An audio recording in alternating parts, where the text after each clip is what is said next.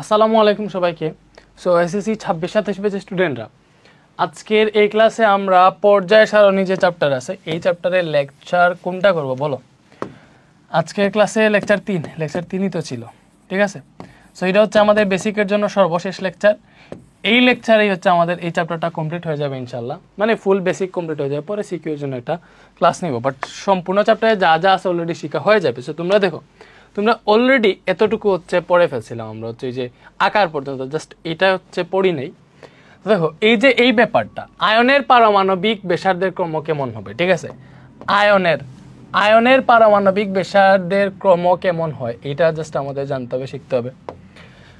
So first of all এখানে আমরা দেখতেছি Na plus, chlorine minus, iron, magnesium, তারপর হচ্ছে কি Mg2 plus, aluminium 3 plus. So এদের পারমাণবিক কি বলছে ব্যাসার্ধের ক্রম কেমন হবে। আচ্ছা, এখানেই হচ্ছে একটা জিনিস আমি করি। ফার্স্ট অফ অল আমি তোমাদেরকে শিখাই যে আয়নগুলার ব্যাসার্ধ মানে আকারের ক্রমগুলো হচ্ছে আমরা কেমনে হিসাব করি। লাইক মনে করো যদি এইটা হয়, কি হয়, যদি ঋণাত্মক আদান হয়, ঠিক আছে, নেগেটিভ, ঠিক আছে, নেগেটিভ চার্জ যদি বেশি হয়, নেগেটিভ চার্জ এটা হচ্ছে সম ইলেকট্রনের ক্ষেত্রে, সম ইলেকট্রনের ক্ষেত্রে। এখন সম ইলেকট্রন কি পরে বুঝবা। সম ইলেকট্রনের ক্ষেত্রে নেগেটিভ চার্জ কি বলছি, সম ইলেকট্রনের ক্ষেত্রে নেগেটিভ চার্জ বেশি হলে, নেগেটিভ চার্জ বেশি হলে পারমাণবিক ব্যাসার্ধ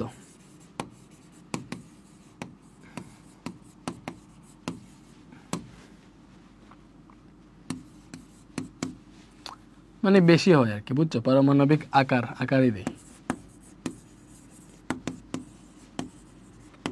ওকে, তোমাকে কি বলছি ভাইয়া? বলছি সময় ইলেকট্রনের ক্ষেত্রে, সময় ইলেকট্রনের ক্ষেত্রে, সময় ইলেকট্রন জিনিসটা বুঝো। সময় ইলেকট্রনের ক্ষেত্রে নেগেটিভ চার্জ যদি বেশি হয় তাহলে পারমাণবিক আকার বেশি হয়, ঠিক আছে? তাহলে সময় ইলেকট্রন কোনগুলা?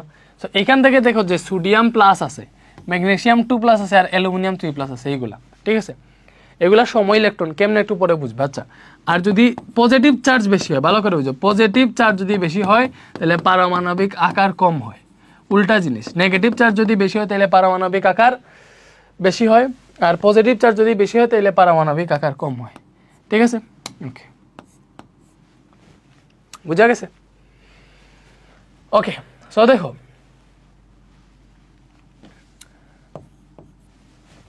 এগুলা কিসের ক্ষেত্রে ভাইয়া? সময় ইলেকট্রনের ক্ষেত্রে। সো সময় ইলেকট্রন কোনগুলা? মনে করো আমি ফার্স্টে যে নেগেটিভ চার্জ জ্যাকেটটা দেখতেছি, অক্সিজেন 2 মাইনাস। এই অক্সিজেন 2 মাইনাসে ইলেকট্রন কয়টা আছে বলো তো? অক্সিজেন 2 মাইনাস ইলেকট্রন কয়টা আছে? আমরা জানি অক্সিজেনের ইলেকট্রন 8টা। এখানে 2 মাইনাস মানে কি, সে 2টা গ্রহণ করছে, দ্যাট মিনস এখানে অক্সিজেনের ইলেকট্রন আছে 10টা। ভালো করে বুঝো, এখানে অক্সিজেনের ইলেকট্রন কয়টা আছে? 10টা। তারপরে আসো নাইট্রোজেন 3 মাইনাস। কি বলছি? Nitrogen 3 minus. তাহলে দেখো আমরা জানি নাইট্রোজেনের ইলেকট্রন 7টা, 3 মাইনাস মানে কি 3টা গ্রহণ করছে, তাহলে এই 3টা গ্রহণ করলে এটা ইলেকট্রন কয়টা হইতেছে? 7 আর 3 কয়টা? 10টা। ভাইয়া ফ্লুরিন মাইনাস, তো ফ্লুরিন কত? 9 মাইনাস মানে কি একটা ইলেকট্রন গ্রহণ করছে, তাহলে এই ফ্লুরিন মাইনাস ইলেকট্রন আছে 10টা। দ্যাট মিনস এই fluorine minus, oxygen 2 minus, nitrogen 3 minus, এইগুলাতে ইলেকট্রন কয়টা করে আছে? প্রত্যেকটাতে 10টা করে আছে। এই যে প্রত্যেকটাতে ইলেকট্রন, প্রত্যেকটা আয়নে দেখো ইলেকট্রন সংখ্যা সমান, এজন্য এগুলো হচ্ছে সম ইলেকট্রন, সম ইলেকট্রন আয়ন, ঠিক আছে? সম ইলেকট্রন আয়ন। সো যদি ইলেকট্রন সমান হয়, দেখো সম ইলেকট্রন আয়ন, সম ইলেকট্রন আয়নের ক্ষেত্রে কি বলছি, নেগেটিভ চার্জ বেশি হলে পারমাণবিক আকার বেশি হবে। তাহলে এখানের মধ্যে কোনটার আকার সবচেয়ে বেশি হবে? এই যে দেখো এটার চার্জ কত? -3, ঠিক আছে? এটার চার্জ কত? -2, এটার চার্জ কত? -1। তাইলে আমাকে বলো এইখানে কার নেগেটিভ চার্জ বেশি? অবশ্যই এই যে নাইট্রোজেনের, এটা নেগেটিভ চার্জ বেশি, তাহলে এই যে নাইট্রোজেন 3 মাইনাস এটার আকার সবচেয়ে বড় হবে, এরপর অক্সিজেন 2 মাইনাস, এরপর হচ্ছে ফ্লুরিন মাইনাস, ঠিক আছে? এরপরে দেখো মনে করো আমি তোমাকে আরো দিলাম, এটা বাদ দিয়ে একটু, তুমি তো সবগুলার যে ইলেকট্রন 10 এটা তো আমরা বুঝছি, জানছি। তো সোডিয়াম প্লাস, ঠিক আছে, ম্যাগনেসিয়াম 2 প্লাস, অ্যালুমিনিয়াম 3 প্লাস, এইগুলার ক্ষেত্রে কোনটার আকার বড়? সো দেখো আমি বলছি আরেকটা জিনিস, এগুলাও কিন্তু সম ইলেকট্রন। কেমনে? এই যে সোডিয়ামের ইলেকট্রন থাকে 11টা, প্লাস মানে কি একটা ইলেকট্রন ত্যাগ করছে, দ্যাট মিনস 10টা হয়ে গেছে। ম্যাগনেসিয়ামের ইলেকট্রন হয় 12টা, +2 মানে কি 2টা ইলেকট্রন ত্যাগ করছে, এখন ইলেকট্রন হয়ে গেছে 12টা। অ্যালুমিনিয়াম ইলেকট্রন থাকে 13টা, +3 মানে কি 3টা ইলেকট্রন ত্যাগ করছে, এখন ইলেকট্রন হয়ে গেছে কত 10টা, আর এইটাতেও 10 ছিল, ম্যাগনেসিয়াম 12 থেকে 2 গেলে কি 10, ঠিক আছে। সো প্রত্যেকটাতে কিন্তু 10টা করে ইলেকট্রন আছে, দ্যাট মিন্স এগুলো কি, এগুলো হচ্ছে আমাদের সম ইলেকট্রন আয়ন। তাহলে সম ইলেকট্রন আয়ন যদি হয়, সম ইলেকট্রন যদি আয়ন হয়, তাহলে তোমাকে কি বলছিলাম বলো, সম ইলেকট্রন আয়নের ক্ষেত্রে, সম ইলেকট্রন আয়নের ক্ষেত্রে যদি পজিটিভ চার্জ বেশি হয় তাহলে পারমাণবিক আকার কম হয়। তাহলে এখানে পজিটিভ চার্জ কোনটার বেশি, দেখো এখানে তো সবগুলোই পজিটিভ, তাহলে পজিটিভ চার্জের ক্ষেত্রে এইটা দেখতেছি চার্জ বেশি, তাহলে এখানে অ্যালুমিনিয়ামের আকার সবচেয়ে কম, ঠিক আছে, অ্যালুমিনিয়ামের আকার সবচেয়ে কম, তাহলে আকার বেশি কারি যে যার চার্জ কম, পজিটিভ চার্জ কম, তাহলে সোডিয়াম প্লাসের আকার সবচেয়ে বেশি, এরপরে ম্যাগনেসিয়াম 2+, এগুলো কিন্তু তোমার বইয়ে সরাসরি নাই, বাট পরীক্ষায় আসলে আসতে পারে, বা যারা নটরডেম, হোলি ক্রস এই স্কুলগুলোতে, এই কলেজগুলোতে এক সময় এক্সাম দিবা, তোমাদের এগুলো কাজে আসবে, ঠিক আছে। এরপর হচ্ছে অ্যালুমিনিয়াম 3+, অ্যালুমিনিয়াম 3+-এর আকার সবচেয়ে কম, ঠিক আছে, অ্যালুমিনিয়াম 3+-এর আকার কি ভাইয়া সবচেয়ে কম, বলো বুঝতে পারছো, বলো এই জিনিসটা কি বুঝতে পারছো, আশা করি বুঝতে পারছো। সো সোডিয়াম প্লাসের আকার সবচেয়ে বেশি, পরে ম্যাগনেসিয়াম 2+, পরে অ্যালুমিনিয়াম 3+, ওকে। এইবারে যদি তুমি এইগুলার মধ্যেই কম্পেয়ার করো, লাইক মনে করো এই প্রত্যেকটা নাইট্রোজেন 3-, ঠিক আছে, তারপরে হচ্ছে অক্সিজেন 2-, ফ্লোরিন মাইনাস, আমি আমার সুন্দর মতো দিই, fluorine minus, nitrogen 3-, oxygen 2-, sodium plus, magnesium 2+, aluminium 3+। So এইগুলার যদি আকারের ক্রম বের করতে হলে, তাহলে এগুলার আকারের ক্রম কী হবে, বা এইগুলার আকারের ক্রম কী হবে, দেখো এগুলার আকারের ক্রম হবে, ফার্স্ট অফ অল তুমি দেখবা যার নেগেটিভ চার্জ সবচেয়ে বেশি, ঠিক আছে, তুমি একটা জিনিস যদি চিন্তা করো, যার নেগেটিভ চার্জ সবচেয়ে বেশি তার আকার বেশি হয়, এখানে সবচেয়ে বেশি নেগেটিভ চার্জ নাইট্রোজেনের, ঠিক আছে, তাহলে এটার আকার সবচেয়ে বেশি, এরপর অক্সিজেনের, ঠিক আছে, এরপর হচ্ছে ফ্লোরিনের, ঠিক আছে। তো এই সবগুলার ইলেকট্রন কিন্তু 10, ভালো করে বুঝো, এই যে সবগুলারই ইলেকট্রন কিন্তু 10, এই যে সবগুলো আয়নের ইলেকট্রন 10, দ্যাট মিনস এগুলো সম ইলেকট্রন আয়ন, ঠিক আছে। তো দেখো নেগেটিভ চার্জ বেশি হলে পারমাণবিক আকার বেশি হয়, পজিটিভ চার্জ বেশি হলে পারমাণবিক আকার কম হয়, তাহলে অবশ্যই এখানে দেখতেছি যে এইগুলার নেগেটিভ চার্জ বেশি, তাইলে এইগুলার আকার বেশি হবে, কারণ এইগুলার থেকে পরে এগুলো এসে আসবে। সো দেখো তোমার হচ্ছে এই যে সোডিয়াম প্লাস, এটা তো একটা প্লাস, ঠিক আছে, তাহলে তুমি যদি নেগেটিভ চার্জ দিয়ে হিসাব করো, নেগেটিভ চার্জ যার বেশি তার আকার বেশি, তাহলে এটার কি নেগেটিভ চার্জ কম না, মানে প্লাস, তো এটা তো অলরেডি পজিটিভ হয়ে গেছে, তাহলে এটা থেকে এইটার নেগেটিভ চার্জ কম, ঠিক আছে। তুমি যদি একটু চিন্তা করো তো, এটা থেকে এইটার নেগেটিভ চার্জ কম, এটা থেকে এইটার নেগেটিভ চার্জ কম, এইভাবেও কিন্তু চিন্তা করা যায় না, অবভিয়াসলি চিন্তা করা যায়। তো তারপরও আমাদের আরেকটা শর্ত আছে যে পজিটিভ চার্জ বেশি হলে পারমাণবিক আকার কম হয়, ঠিক আছে, তাহলে এখানে সম ইলেকট্রন আয়ন, তো পজিটিভ চার্জ বেশি হলে পরমাণুর আকার কম হয়, তাহলে অবভিয়াসলি এইগুলার মধ্যে সবচেয়ে বেশি আকার কোনটা, যার পজিটিভ চার্জ কম, ঠিক আছে। তো পজিটিভ চার্জ কম হচ্ছে সোডিয়াম প্লাস, এটার আকার সবচেয়ে বেশি, এরপরে ম্যাগনেসিয়াম 2+, এরপরে হচ্ছে অ্যালুমিনিয়াম 3+, আশা করি বুঝতে পারছো। বাট এখানে যে কোয়েশ্চেনটা ছিল, এটা হচ্ছে আমরা সলভ করার ট্রাই করি। দেখো এখানে যে কোয়েশ্চেনটা ছিল, এইখানে যে এটা কোয়েশ্চেন ছিল, এটা তো বুঝতেই পারবো, ঝামেলা নেই।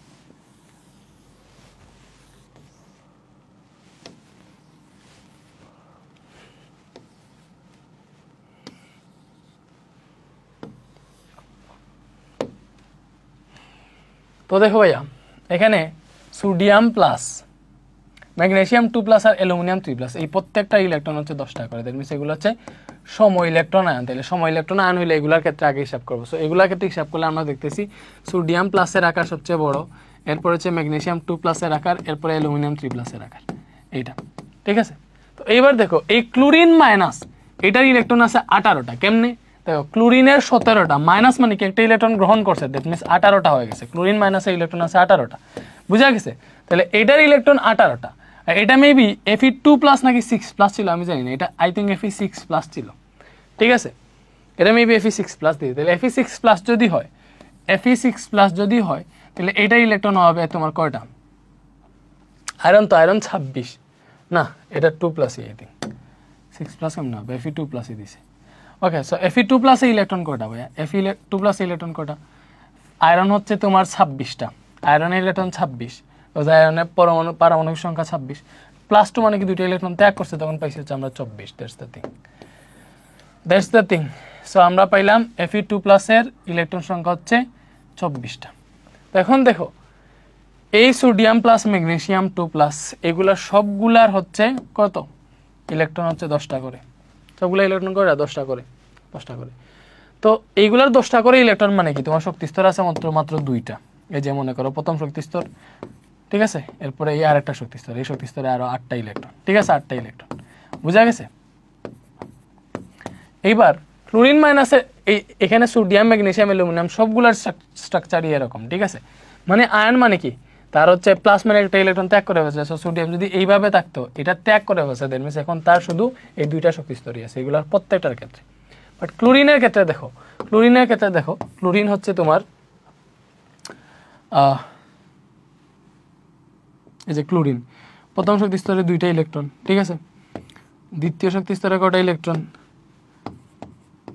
ক্লোরিন মাইনাস আমি আঁকতেছি, ঠিক আছে, 8টা।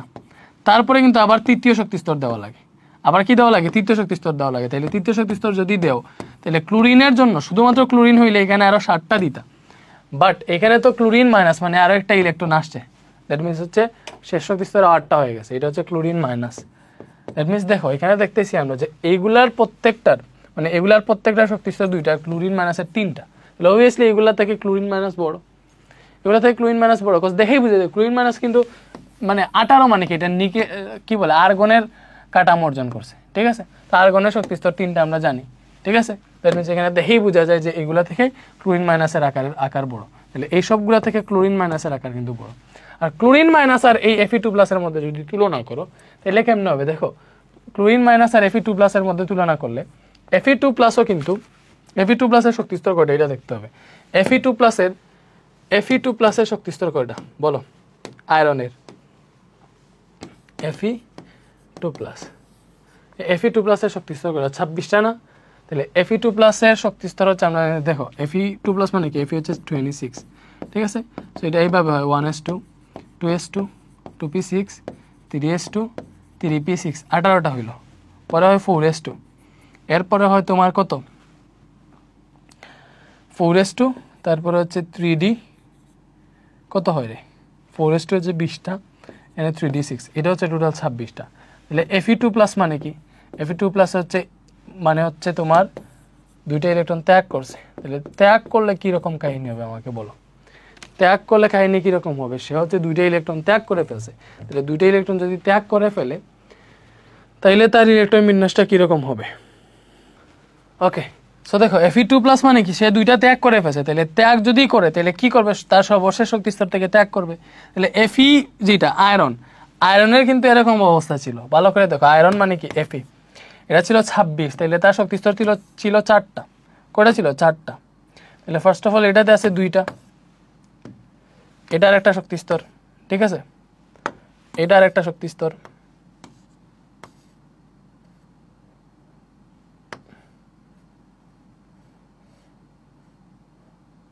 তারপর হচ্ছে এটার একটা শক্তি স্তর, ঠিক আছে। ওকে, তো এখানে দেখো এটাতে তার 8টা ছিল, স্বাভাবিকভাবে আমি খুব বেশি ভেঙে বুঝাইতেছি, কারণ এটা বেসিক 2 প্রো কোর্সের ক্লাস, ঠিক আছে, আই থিঙ্ক বুঝবা। তো এটা আসলে চিত্র না আঁকলেও তুমি বুঝতে, এখান থেকে বোঝানো যায়। দেখো তার সর্বশেষ শক্তি স্তর থেকে সে 2টা ত্যাগ করবে। সো 4s2 মানে কি, তার সর্বশেষ শক্তি স্তরে 2টা ইলেকট্রন আছে, সে এই 2টা ইলেকট্রন ত্যাগ করে ফেলবে। তখন তার শুধু এই শক্তি স্তর থাকবে না, তার এই শক্তি স্তর আর থাকবে না, তখন তার শক্তি স্তর থাকবে এই যে এইটা 4টা শক্তি স্তর, কয়টা থাকবে 4টা। এই ক্লোরিন মাইনাসের যেরকম 4টা শক্তি স্তর, এটারও সেম 4টা শক্তি স্তর থাকবে। সো 4টা না 3টা, ক্লোরিন মাইনাসের যেরকম 3টা শক্তি স্তর, এই Fe2+ এরও সেম 3টা শক্তি স্তর থাকবে। তাহলে সেম যদি শক্তি স্তরে চলে আসে, দেখো সেম শক্তি স্তরে যদি চলে আসে, তাহলে কিন্তু এই নিউক্লিয়াসের কেন্দ্র থেকে এখানের ব্যাসার্ধটা সেম হয়ে যাইতেছে। বাট এইটার ক্ষেত্রে দেখো, এই ক্লোরিনের যদি সর্বশেষ শক্তি স্তরে 8টা ইলেকট্রন থাকে, ঠিক আছে, তাহলে এই Fe2+ এর সর্বশেষ শক্তি স্তরে মানে তৃতীয় শক্তি স্তরে কয়টা ইলেকট্রন আছে দেখো, এই যে 3p6 3d6, ঠিক আছে, টোটাল 12টা ইলেকট্রন আছে। কয়টা আছে 12টা, এখানে ইলেকট্রন আছে টোটাল 12টা, কয়টা 12টা, 6টা 7টা 8টা 9টা 10টা 11টা 12টা। তাহলে 12টা ইলেকট্রনের প্রতি নিউক্লিয়াসের আকর্ষণ আরো বেশি হবে না, কারণ এখানে আছে 8টা, এখানে আছে 12টা, তাহলে 12টা ইলেকট্রনের প্রতি নিউক্লিয়াসের আকর্ষণ বেশি হবে, তাহলে Fe2+ এর আকার আরো ছোট হবে। সো এটা হচ্ছে ভেঙে বুঝলে এরকম, বাট এমনিতে যদি তোমাকে বুঝাই সেম শক্তি স্তরে যদি থাকে, তুমি হচ্ছে আয়ন দিয়ে হিসাব করে ফেলতে পারবা, বিকজ এগুলা সেম শক্তি স্তরে আছে। ক্লোরিন মাইনাস এবং হচ্ছে Fe2+ এর সর্বশেষ শক্তি স্তর সংখ্যা সেম, তাহলে সর্বশেষ শক্তি স্তর সংখ্যা যদি সেম হয় তাহলে আয়ন দিয়ে তুমি বিচার করে ফেলতে পারবা, যার নেগেটিভ আয়ন বেশি তার আকার বেশি, যার পজিটিভ আয়ন বেশি তার আকার কম। তাহলে এখানে দেখে বুঝাই দিয়েছে সেম শক্তি স্তরে এটা নেগেটিভ আয়ন বেশি, তাহলে এটার আকার বেশি, এটা পজিটিভ আয়ন বেশি বা পজিটিভ আয়ন আছে, এই নেগেটিভ আয়ন আর এটা পজিটিভ আয়ন, তাহলে কোনটা মানে নেগেটিভ আয়ন হইলেই তো আকার বেশি, পজিটিভ আয়ন হইলেই তো আকার কম। তাহলে এখান থেকে আমরা লিখতে পারবো যে ক্লোরিন মাইনাসের আকার কি বলো, ক্লোরিন মাইনাসের আকার Fe2+ থেকে বেশি। এবং সামগ্রিকভাবে যদি লিখো তাহলে আমরা দেখছি এই যে ক্লোরিন মাইনাস Fe2+ এর আকার মানে এই ক্লোরিন মাইনাসের আকার বা Fe2+ এর আকার এই সবগুলো থেকে বেশি, কজ এখানে আছে শক্তিস্তর 2টা আর এখানে শক্তিস্তর আছে 3টা, মানে সর্বশেষ শক্তিস্তর হচ্ছে 3 নম্বর, এখানে সর্বশেষ শক্তিস্তর 2 নম্বর। তো শক্তিস্তর বাড়লে তো আকার বাড়বে, তো এগুলোর আকার সবচেয়ে বড়, দ্যাট মিনস ক্লোরিন মাইনাসের আকার সবচেয়ে বড়, এরপর হচ্ছে Fe2+, এরপর হচ্ছে এইগুলা সোডিয়াম প্লাস, এরপর হচ্ছে ম্যাগনেসিয়াম 2+। সো এতটুকু পড়াই দিছে, এগুলো কিন্তু তোমাদের বইয়ে নাই, তোমাদের জাস্ট আগে আয়নের আগ পর্যন্ত জানলেই হইতো, বাট এতটুকু ডিটেলসে কেন বুঝাইলাম যাতে হচ্ছে তুমি মনে করো কলেজ অ্যাডমিশনে গিয়ে হচ্ছে মনে করো ঠিকঠাক মতো আনসার করতে পারো। ঠিক আছে, বোঝা গেছে? ওকে, তো এরপরে আসা হচ্ছে ভাইয়া ধাতু কাকে বলে। দেখো, যে সকল মৌল এক বা একাধিক ইলেকট্রন ত্যাগ করে ধনাত্মক আয়নে পরিণত হয়, যে সকল মৌল এক বা একাধিক ইলেকট্রন ত্যাগ করে ধনাত্মক আয়নে পরিণত হয় তাদেরকে ধাতু বলে। লাইক সোডিয়াম কি করে, একটা ইলেকট্রন ত্যাগ করে সে সোডিয়াম প্লাস হয়। লাইক অ্যালুমিনিয়াম কি করে, 3টা ইলেকট্রন ত্যাগ করে সে অ্যালুমিনিয়াম 3+ হয়। সো যে সকল মৌল কি বলছি, যে সকল মৌল এক বা একাধিক ইলেকট্রন ত্যাগ করে ধনাত্মক আয়নে পরিণত হয় তাদেরকে ধাতু বলে। ধাতুর বৈশিষ্ট্য আছে, হচ্ছে ধাতু দেখতে চকচকে, আঘাত করলে ধাতব শব্দ হবে, এবং ধাতু কিন্তু তাপ ও বিদ্যুৎ পরিবাহী। ধাতু কি ভাইয়া, তাপ ও বিদ্যুৎ পরিবাহী। ঠিক আছে, এরপরে আসো অধাতু কি ভাইয়া, অধাতু হচ্ছে যে সকল মৌল এক বা একাধিক ইলেকট্রন গ্রহণ করে ঋণাত্মক আয়নে পরিণত হয়। ঠিক আছে, তাদেরকে অধাতু বলে। দেখো, ধাতুর ক্ষেত্রে ছিল যে সকল মৌল এক বা একাধিক ইলেকট্রন ত্যাগ করলে ধনাত্মক আয়ন হয়, সেটা ত্যাগ করে ধনাত্মক আয়নে পরিণত হয়, এটা ছিল ধাতু। অধাতুর ক্ষেত্রে যে সকল মৌল এক বা একাধিক ইলেকট্রন গ্রহণ করে ঋণাত্মক আয়নে পরিণত হয় তাদেরকে অধাতু বলে। অধাতুর বৈশিষ্ট্য হচ্ছে এটা চকচকে নয়, ধাতুর উল্টা, আঘাত করলে ধাতব শব্দ হয় না। আর ধাতুর ক্ষেত্রে ছিল ধাতু তাপ ও বিদ্যুৎ পরিবহন করতো, বাট অধাতু তাপ ও বিদ্যুৎ পরিবহন করে না। স্বাভাবিক, দুইটা মানে খুব ইজিলি একটা শিখলে আর একটা মানে হয়ে যাইতেছে। ঠিক আছে, এরপরে আসো, আচ্ছা অধাতুর ক্ষেত্রে কেমনে, লাইক গ্রহণ করে কোনগুলা, লাইক অক্সিজেন কি করে, 2টা ইলেকট্রন গ্রহণ করে অক্সিজেন 2- হয়, জানো, এই যে ঋণাত্মক আয়নে পরিণত হয়েছে। ক্লোরিন কি করে, একটা ইলেকট্রন গ্রহণ করে সে ক্লোরিন মাইনাসে পরিণত হয়। ঠিক আছে, এই যে সে গ্রহণ করছে প্লাস করছে, আর সে হচ্ছে ত্যাগ করছে মানে তার থেকে বাদ দিয়ে দিছে, ত্যাগ করছে মাইনাস করছে, তখন হচ্ছে এই যে ইয়ে হয়। এগুলা কেন পজিটিভ হয় এগুলা তোমরা জানো তো ভাইয়া? মনে করো কথার কথা ভাই, তোমাকে এটা জিনিস দেখাই, সহজ দেখাই। এই যে লিথিয়াম একটা ইলেকট্রন ত্যাগ করলে, ভালো করে বুঝো, লিথিয়াম একটা ইলেকট্রন ত্যাগ করলে কেন লিথিয়াম প্লাস হয়, ইলেকট্রন ত্যাগ করলে কেন পজিটিভ চার্জ আসে, এই জিনিসটা আমি তোমাকে বুঝিয়ে দিব। ঠিক আছে, তুমি হচ্ছে অনেক ডিপলি এই জিনিসটা জানবা। তুমি তোমার ক্লাসের মনে করো 9-10-এ তুমি পড়তেছো, তুমি ক্লাসে আর যারা আছে ওদেরকে এটা ভালোভাবে বুঝাইতে পারবো। That's the thing. So first of all আসলে লিথিয়াম না, এই যে লিথিয়ামের হচ্ছে প্রোটন সংখ্যা 3টা, তুমি জানো, আমি একটু ডিটেলসে আঁকার ট্রাই করি। লিথিয়ামের প্রোটন সংখ্যা ওটা 3টা, এই যে দ্যাট মিনস 3টা পজিটিভ আদান আছে তোমার হচ্ছে নিউক্লিয়াসের মধ্যে। এটা হচ্ছে লিথিয়ামের প্রথম শক্তি স্তর। ঠিক আছে, প্রথম শক্তি স্তরে ইলেকট্রন আছে 2টা, ভালো করে বুঝো। এরপরে এটা হচ্ছে দ্বিতীয় শক্তি স্তর, মনে করো দ্বিতীয় শক্তি স্তরে লিথিয়াম ইলেকট্রন আছে কটা, আরো একটা ইলেকট্রন আছে। ঠিক আছে, আরো একটা ইলেকট্রন আছে। ওকে, এখানে না, এখানেই দিই। তো এইবার আমরা জানি একটা মৌলের নিউক্লিয়াসে যতটা ইলেকট্রন থাকে, নিউক্লিয়াসে যতটা প্রোটন থাকে, এর কক্ষপথগুলোতেও সেম ততটা ইলেকট্রন থাকে। এজন্য ইলেকট্রন আর প্রোটনের চার্জ কিন্তু বিপরীত। ঠিক আছে, এজন্য প্রোটন যদি 3টা থাকে তাহলে 3টা পজিটিভ চার্জ আছে, ইলেকট্রন যদি 3টা থাকে তাহলে 3টা নেগেটিভ চার্জ আছে। তখন সামগ্রিকভাবে এই পজিটিভ নেগেটিভ কাটা গিয়ে 0 থাকে, চার্জ শূন্য অবস্থায় থাকে। বাট যদি এই লিথিয়াম কি করে, একটা ইলেকট্রন ত্যাগ করে ফেলে, মনে করো সে এই ইলেকট্রনটা ত্যাগ করে ফেললো, তাহলে এখন তার অবস্থা কিরকম, তার আছে 3টা পজিটিভ আয়ন। ঠিক আছে, কোথায় আছে, নিউক্লিয়াসে, এবং বাইরে আছে শুধুমাত্র 2টা নেগেটিভ আয়ন, মানে 2টা ইলেকট্রন। ইলেকট্রনের চার্জ ইলেকট্রন মাত্র দুইটা আছে, ইলেকট্রন নেগেটিভ, দুইটা মাইনাস, আর ভেতরে আছে তিনটা প্রোটন। প্রোটন তো আর চেঞ্জ হইতেছে না, তাহলে তিনটা প্রোটন আছে, তিনটা পজিটিভ চার্জ আছে, তাহলে হিসাব করে দেখো কি আর থাকতেছে, +1 থাকতেছে, মানে একটা থাকতেছে না সামগ্রিক চার্জ। তাহলে সামগ্রিক চার্জ এজন্য লিথিয়াম কি হয়, একটা ত্যাগ করলে তার একটা পজিটিভ আধান হয়। ঠিক আছে, তুমি যদি বেরিলিয়ামের ক্ষেত্রে চিন্তা করো, এটার এখানে আছে পজিটিভ চার্জ 4টা, তো এখানে মনে করো আরো 2টা ইলেকট্রন আছে, এইভাবে থাকে। তো যখন সে এই 2টা ইলেকট্রন ত্যাগ করে ফেলে, ঠিক আছে, তখন বেরিলিয়ামের ভেতরে থাকে হচ্ছে এই যে নিউক্লিয়াসের 4টা পজিটিভ আধান, এবং এই যে এই দুইটা কি শুধুমাত্র 2টা ইলেকট্রন থাকে, 2টার সাথে ত্যাগ করে ফেলছে। বেরিলিয়াম যদি 2টা ত্যাগ করে ফেলে তাহলে কি করছে, এখন শুধুমাত্র 2টা নেগেটিভ আধান আছে। তো সামগ্রিকভাবে কি পাইতেছি আমরা, 2+ অনলি পাইতেছি, কি পাইতেছি 2+।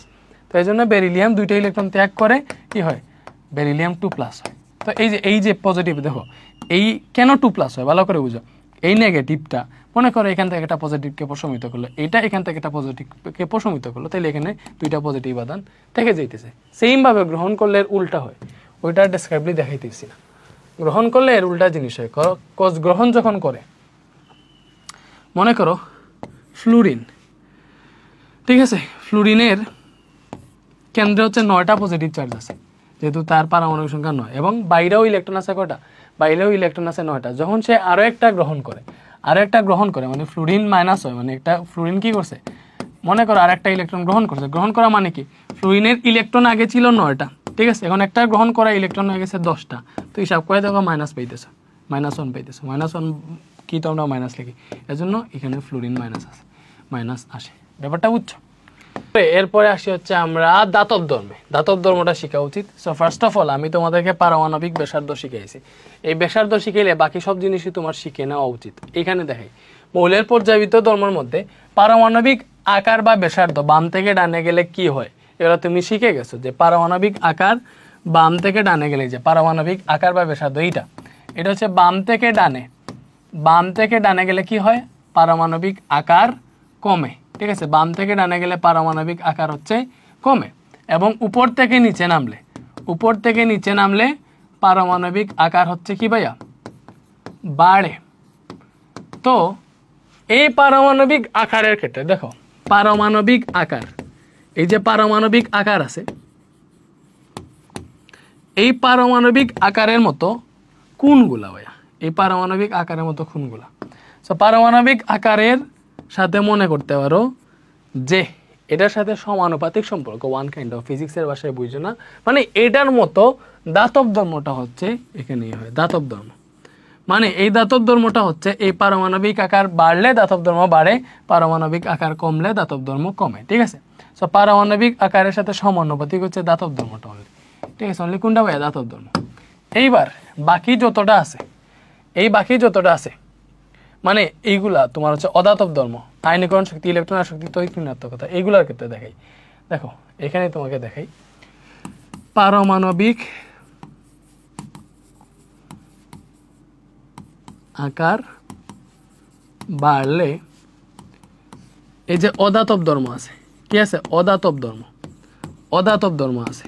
তারপরে কি আছে, আয়নীকরণ শক্তি। ভালো করে বুঝো, অদাতব ধর্ম আয়নীকরণ শক্তি। ঠিক আছে, অদাতব ধর্ম আয়নীকরণ শক্তি। তারপরে আছে তোমার ইলেকট্রন আসক্তি। ঠিক আছে, ইলেকট্রন আসক্তি, তড়িৎ ঋণাত্মকতা। এই যে এইগুলা দেখতেছ, এই প্রত্যেকটা পারমাণবিক আকার বাড়লে এই প্রত্যেকটা কমে। ঠিক আছে, আর পারমাণবিক আকার যদি কি হয়, দেখো ফার্স্ট অফ অল কি বলছি, পারমাণবিক আকার বাড়লে এই প্রত্যেকটা কমে। ঠিক আছে, ওকে, তাইলে এবার চিন্তা করো, যদি পারমাণবিক আকার কমে, ঠিক আছে, পারমাণবিক আকার যদি কমে তাইলে অবভিয়াসলি এই সবগুলা বাড়বে, উল্টা সম্পর্ক। ঠিক আছে, পারমাণবিক আকার বা ব্যাসার্ধের সাথে এগুলো হচ্ছে উল্টা সম্পর্ক। পারমাণবিক আকার যদি বাড়ে, পারমাণবিক আকার বৃদ্ধি পেলে বা বাড়লে, ভালো করে বুঝো, পারমাণবিক আকার বৃদ্ধি পেলে অদাতব ধর্ম, আয়নীকরণ শক্তি, ইলেকট্রন শক্তি, তড়িৎ ঋণাত্মকতা কমে। আর পারমাণবিক আকার কমলে কি বলছি, পারমাণবিক আকার কমলে বা হ্রাস পেলে অদাতব ধর্ম, আয়নীকরণ শক্তি, ইলেকট্রন শক্তি, তড়িৎ ঋণাত্মকতা এগুলো বাড়বে। ঠিক আছে, ওকে, আর দাতব ধর্মটা হচ্ছে ভাইয়া পারমাণবিক ব্যাসার্ধের সাথে সমানুপাতিক সম্পর্ক। দেখো দাতব ধর্ম কি বলছি, পারমাণবিক আকারের সাথে সমানুপাতিক সম্পর্ক। সো ফার্স্ট অফ অল আমরা দেখি দাতব ধর্ম জিনিসটা কি। দেখো ধাতুর ইলেকট্রন ত্যাগের কোন ধর্মকে দাতব ধর্ম বলে? আচ্ছা আমি বলি, মনে করো আমরা জানি ওই যে ধাতুর যে সংজ্ঞাটা পড়ছে এই সংজ্ঞার পরে এইটা, ধাতু কি ভাইয়া, যে সকল মৌল এক বা একাধিক ইলেকট্রন ত্যাগ করে ধনাত্মক আয়নে পরিণত হয় তাদেরকে ধাতু বলে। আর আর ভালো করে বুঝছো ধাতুর সংজ্ঞা কি পড়ছে, আবার পড়ি, যে সকল মৌল এক বা একাধিক ইলেকট্রন ত্যাগ করে ধনাত্মক আয়নে পরিণত হইলে তাদেরকে ধাতু বলে। আর দাতব ধর্ম হচ্ছে ধাতুর এই যে ধর্ম, মানে যে সকল মৌল এক বা একাধিক ইলেকট্রন ত্যাগ করে ধনাত্মক আয়নে পরিণত হয় তাদেরকে ধাতু বলে। আর ধাতুর এই ধর্মটাকেই দাতব ধর্ম বলে। ঠিক আছে, যে মৌলের পরমাণু যত সহজে ইলেকট্রন ত্যাগ করতে পারবে, ভালো করে বুঝো, যে মৌলের পরমাণু যত সহজে ইলেকট্রন ত্যাগ করতে পারবে সেই মৌলের দাতব ধর্ম তত বেশি। যেইটা যত সহজে ইলেকট্রন ত্যাগ করতে পারবে সেই মৌলের দাতব ধর্ম তত বেশি, স্বাভাবিক। তো কোনো পর্যায়ের বাম থেকে ডানে গেলে দাতব ধর্ম হ্রাস পায় আকারের মতো। দাতব ধর্ম হচ্ছে পরমাণুর আকারের সমানুপাতিক, মানে আকার বাড়লে দাতব ধর্ম বাড়বে, আকার কমলে দাতব ধর্ম কমবে। তাহলে কোনো পর্যায়ের বাম থেকে ডানে গেলে দাতব ধর্ম হ্রাস পায়। তাহলে কোনো গ্রুপের উপর থেকে নিচে নামলে কি হবে ভাইয়া, উপর থেকে নিচে নামলে আকার বৃদ্ধি পায়। তাহলে উপর থেকে নিচে নামলে এই দাতব ধর্ম বৃদ্ধি পাবে। ভালো করে বুঝছো? ওকে, সো এইবার আমরা দেখবো কেন বাম থেকে ডানে গেলে দাতব ধর্ম হ্রাস পায়। ঠিক আছে, কেন বাম থেকে ডানে গেলে দাতব ধর্ম হ্রাস পায়। সো এইখানে একটা জিনিস বুঝো, দাতব ধর্মটা কি, মানে ওই যে এখানে ইঙ্গিত দিয়ে দিছে যে মৌলের পরমাণু যত সহজে ইলেকট্রন ত্যাগ করতে পারবে সেই মৌলের দাতব ধর্ম তত বেশি। যেটা যত সহজে ইলেকট্রন ত্যাগ করবে তার দাতব ধর্ম তত বেশি। তাহলে তুমি একটা জিনিস দেখো, আমরা জানি সোডিয়ামের পারমাণবিক ব্যাসার্ধ ম্যাগনেসিয়াম থেকে বেশি। ঠিক আছে, এই দুইটার ক্ষেত্রেই দেখো সোডিয়াম আর ম্যাগনেসিয়াম, দেখো সোডিয়াম হচ্ছে 3 নাম্বার পর্যায়ের 1 নাম্বার গ্রুপে, আর ম্যাগনেসিয়াম হচ্ছে 3 নাম্বার পর্যায়ের 2 নাম্বার গ্রুপে। ঠিক আছে, দ্যাট মিনস অবশ্যই সোডিয়াম হচ্ছে বামে আর ম্যাগনেসিয়াম ডানে। তাহলে বাম থেকে ডানে গেলে আকার কমে আমরা জানি, তো অবশ্যই সোডিয়ামের আকার ম্যাগনেসিয়াম থেকে বেশি। এবং আকার কেন কমে বাড়ে এটা তো আমরা আগেই পড়ছি। তো এরকম আকারের ক্রম, এটা কিসের ক্রম, এটা হচ্ছে আকারের ক্রম, পারমাণবিক আকারের ক্রম। ঠিক আছে, এইবারে দেখো অবভিয়াসলি আমরা দেখছিলাম আকার কেন কমে, আকার কোন সময় কমে, পর্যায় সারণীর বাম থেকে ডানে গেলে, একই পর্যায়ে বাম থেকে ডানে গেলে সবসময় শক্তিস্তর একই থাকে, বাট প্রত্যেক ক্ষেত্রে নতুন করে একটা ইলেকট্রন যুক্ত হয়। এজন্য নিউক্লিয়াসের সাথে ওই যে ইলেকট্রন, সে শক্তিস্তরের ইলেকট্রনের আকর্ষণ বৃদ্ধি পায়। ঠিক আছে, বুঝতেছো? আমি মনে করে তোমাকে ওই যে দেখাইছিলাম, আবার চিত্র আঁকতে ইচ্ছা হইতেছে না, তারপর এঁকে দেখাই সোডিয়াম। ঠিক আছে,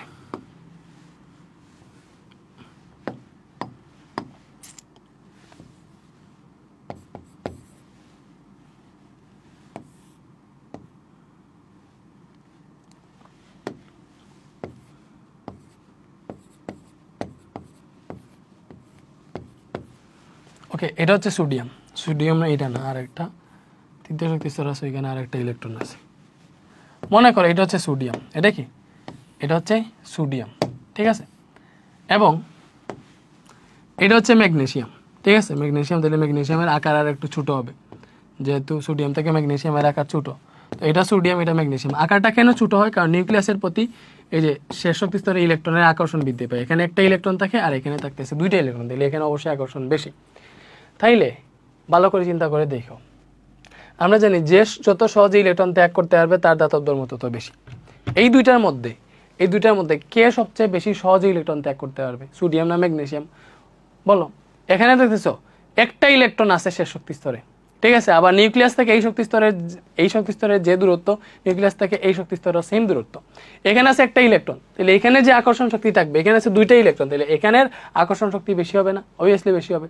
তাইলে যদি এটা ইলেকট্রন ত্যাগ করতে চায়, তাহলে কোনটার ক্ষেত্রে বেশি শক্তি লাগবে? দেখো এটার ক্ষেত্রে ইলেকট্রন যদি সে ত্যাগ করতে চায়, তাহলে নিউক্লিয়াসের প্রতি 2টা ইলেকট্রন থাকে, আকর্ষণটা বেশি।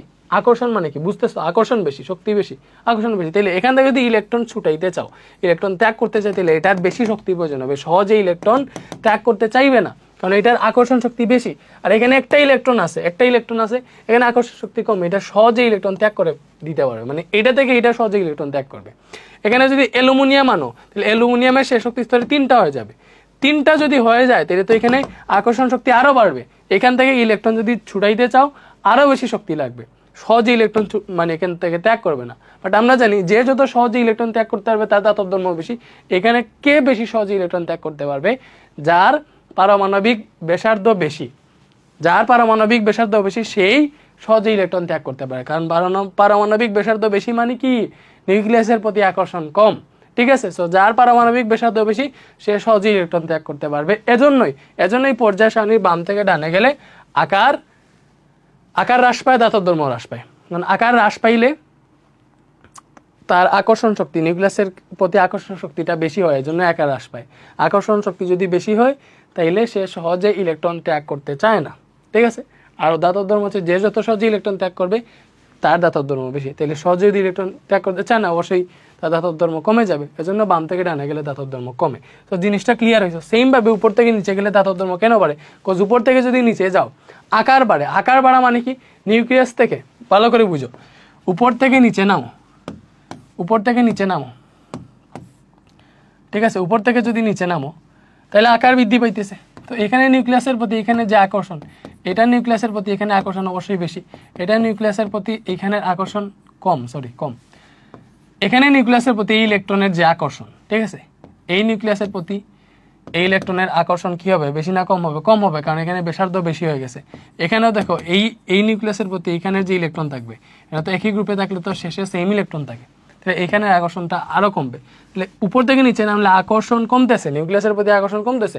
আর আকর্ষণ যত কমবে শেষ শক্তি স্তরের ইলেকট্রনটা তত সহজে ত্যাগ করতে পারবে, শেষ শক্তি স্তরের ইলেকট্রনটা তত সহজে ত্যাগ করতে পারবে, বুঝতেছো?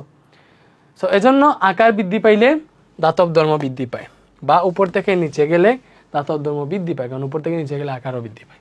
তো আশা করি ক্লিয়ার হয়ে গেছে, দাতব ধর্ম ক্লিয়ার, ঠিক আছে? তোমাকে দেখানো লাগবে কি যে কোনটার দাতব ধর্ম বেশি। তুমি যদি চিন্তা করো সোডিয়াম, পটাশিয়াম, ঠিক আছে, রুবিডিয়াম, এগুলোর মধ্যে কোনটার দাতব ধর্ম বেশি? অবশ্যই যেটা নিচে আছে ওইটার দাতব ধর্ম বেশি। রুবিডিয়ামের দাতব ধর্ম পটাশিয়াম থেকে বেশি, তারপর সোডিয়ামের, ঠিক আছে? এগুলোই তো এইভাবে ভাই, সোডিয়াম, ম্যাগনেসিয়াম, অ্যালুমিনিয়াম, এগুলোর কার দাতব ধর্ম বেশি? অবভিয়াসলি যেটার আকার দিয়ে হিসাব করবা। মানে তুমি ফার্স্টে কি করবা? এই যে দাতব ধর্ম হিসাবের ক্ষেত্রে এগুলা বাদ দাও, দাতব ধর্ম কিছু আছে পৃথিবীতে এটা বাদ দিয়ে দাও, আকারটাকে চিন্তা করো। আকার পারলে সব পারবা, ঠিক আছে? তো সোডিয়াম, ম্যাগনেসিয়াম, অ্যালুমিনিয়াম, সো এগুলা হচ্ছে দাতব ধর্ম আকারের সমানুপাতিক। তাহলে আকার তো জানো যে এই সোডিয়ামের আকার ম্যাগনেসিয়াম থেকে বেশি, ম্যাগনেসিয়ামের আকার অ্যালুমিনিয়াম থেকে বেশি। তাহলে এই আকারের ক্রমটাই দাতব ধর্মের ক্রম, ঠিক আছে? আকার যেভাবে হয় দাতব ধর্ম সেম ভাবে। তো আশা করি এটা বোঝানো লাগবে না, তুমি বুঝতেছো। উপর থেকে নিচে গেলেও সেম, আকার দিয়ে করে ফেলতে পারবা। অদাতব ধর্ম কি ভাইয়া? অদাতব ধর্ম হচ্ছে ওই যে ফার্স্টে অধাতুর সংজ্ঞাটা শিখতে হবে। যে সকল মৌল এক বা একাধিক ইলেকট্রন যে সকল মৌল এক বা একাধিক ইলেকট্রন গ্রহণ করে ঋণাত্মক আয়নে পরিণত হয়, যে সকল মৌল এক বা একাধিক ইলেকট্রন গ্রহণ করে ঋণাত্মক আয়নে পরিণত হয় তাদেরকে অধাতু বলে। আর অধাতুর এই যে ধর্মটা আছে, অধাতুর এই ধর্মটা কি হচ্ছে? দেখো, অধাতুর এই ধর্মটা কি হচ্ছে? অধাতব ধর্ম বলে। অধাতুর ইলেকট্রন গ্রহণের এই ধর্মটা কি হচ্ছে? অধাতব ধর্ম বলে, ঠিক আছে? তো যে মৌলের পরমাণু যত সহজে ইলেকট্রন গ্রহণ করতে পারে, ঠিক আছে, সেই মৌলের অধাতব ধর্ম তত বেশি। তো স্বাভাবিকভাবে কোনো পর্যায়ের বাম থেকে ডানে গেলে অধাতব ধর্ম বৃদ্ধি পায়, এবং অধাতব ধর্ম হচ্ছে আকারের ব্যস্তানুপাতিক, পারমাণবিক আকারের, ঠিক আছে, পারমাণবিক আকারের বিপরীত আর কি, ব্যস্তানুপাতিক না বলে বিপরীত বলো, ঠিক আছে? তো কোনো পর্যায়ে বাম থেকে ডানে গেলে অধাতব ধর্ম বৃদ্ধি পায়। তো বাম থেকে ডানে গেলে কেন বৃদ্ধি পায়? বাম থেকে ডানে গেলে আকার হ্রাস পায়, এর জন্য। যেহেতু ব্যস্তানুপাতিক, দেখো সোডিয়াম, ম্যাগনেসিয়াম, অ্যালুমিনিয়াম, ঠিক আছে, এটা হচ্ছে বাম, এটা হচ্ছে ডান। তুমি ফার্স্টে কি করবা? অধাতব ধর্ম আসছে পরীক্ষায়, তুমি কি লিখবা? ফার্স্ট অফ অল লিখবা যে বাম থেকে ডানে যাইতেছে, তাইলে আকারের ক্রম কি হবে? পারমাণবিক আকারের ক্রম হবে, এখানে সোডিয়ামের আকার বেশি হবে, এরপরে ম্যাগনেসিয়াম, এরপরে অ্যালুমিনিয়াম। তাহলে এটা যদি আকারের ক্রম হয় তাইলে অধাতব ধর্মের ক্রম কি হবে? ভালো করে বুঝো। অধাতব ধর্মের ক্রম, অধাতব ধর্মের ক্রম হবে আকারের উল্টা। যার আকার কম তার অধাতব ধর্ম বেশি। তাহলে এখানে দেখতেছি অ্যালুমিনিয়ামের আকার কম, তার অধাতব ধর্ম বেশি। এরপরে ম্যাগনেসিয়াম, এরপরে সোডিয়াম। তো এইবার এটা চাইলে আমরা লিখে ফেলতে পারি। সো এটাই আনসার ঘুরে ফিরে। তুমি ফার্স্ট অফ অল আকার দিয়ে চিন্তা করবা, যে বলবা ফার্স্ট অফ অল পরীক্ষায় আসলো ভাইয়া সোডিয়াম, ম্যাগনেসিয়াম, অ্যালুমিনিয়াম এগুলোর মধ্যে অধাতব ধর্মর ক্রম বিশ্লেষণ করো। তুমি পাশে কি লিখবো? অধাতব ধর্মের সংজ্ঞা লিখবা। তো অধাতব ধর্মটা কি? ফার্স্ট অফ অল বলবা যে কোনো মৌল যখন একটা ইলেকট্রন গ্রহণ করে, ঠিক আছে, এক মূল ঋণাত্মক আয়নে যখন কোনো মৌল ইলেকট্রন গ্রহণ করে ঋণাত্মক আয়নে পরিণত হয়, ঠিক আছে, তখন তাকে অধাতু বলে। আর অধাতুর এই ইলেকট্রন গ্রহণের ধর্মটাই হচ্ছে অধাতব ধর্ম, যে যত সহজে ইলেকট্রন গ্রহণ করতে পারবে তার অধাতব ধর্ম তত বেশি। ঠিক আছে, বুঝাইতে পারছি? ওকে, তো যে যত সহজে ইলেকট্রন গ্রহণ করতে পারবে তার অধাতব ধর্ম তত বেশি। আর আমরা জানি পারমাণবিক ব্যাসার্ধ বৃদ্ধি পেলে অধাতব ধর্ম হ্রাস পায়। ভাই কেন হ্রাস পায়? এটা একটা ব্যাপার। বলো কেন হ্রাস পায়? কারণ পারমাণবিক ব্যাসার্ধ যদি বাড়ে, ভালো করে বুঝো। আবার এটা দেখাইতে হইতেছে,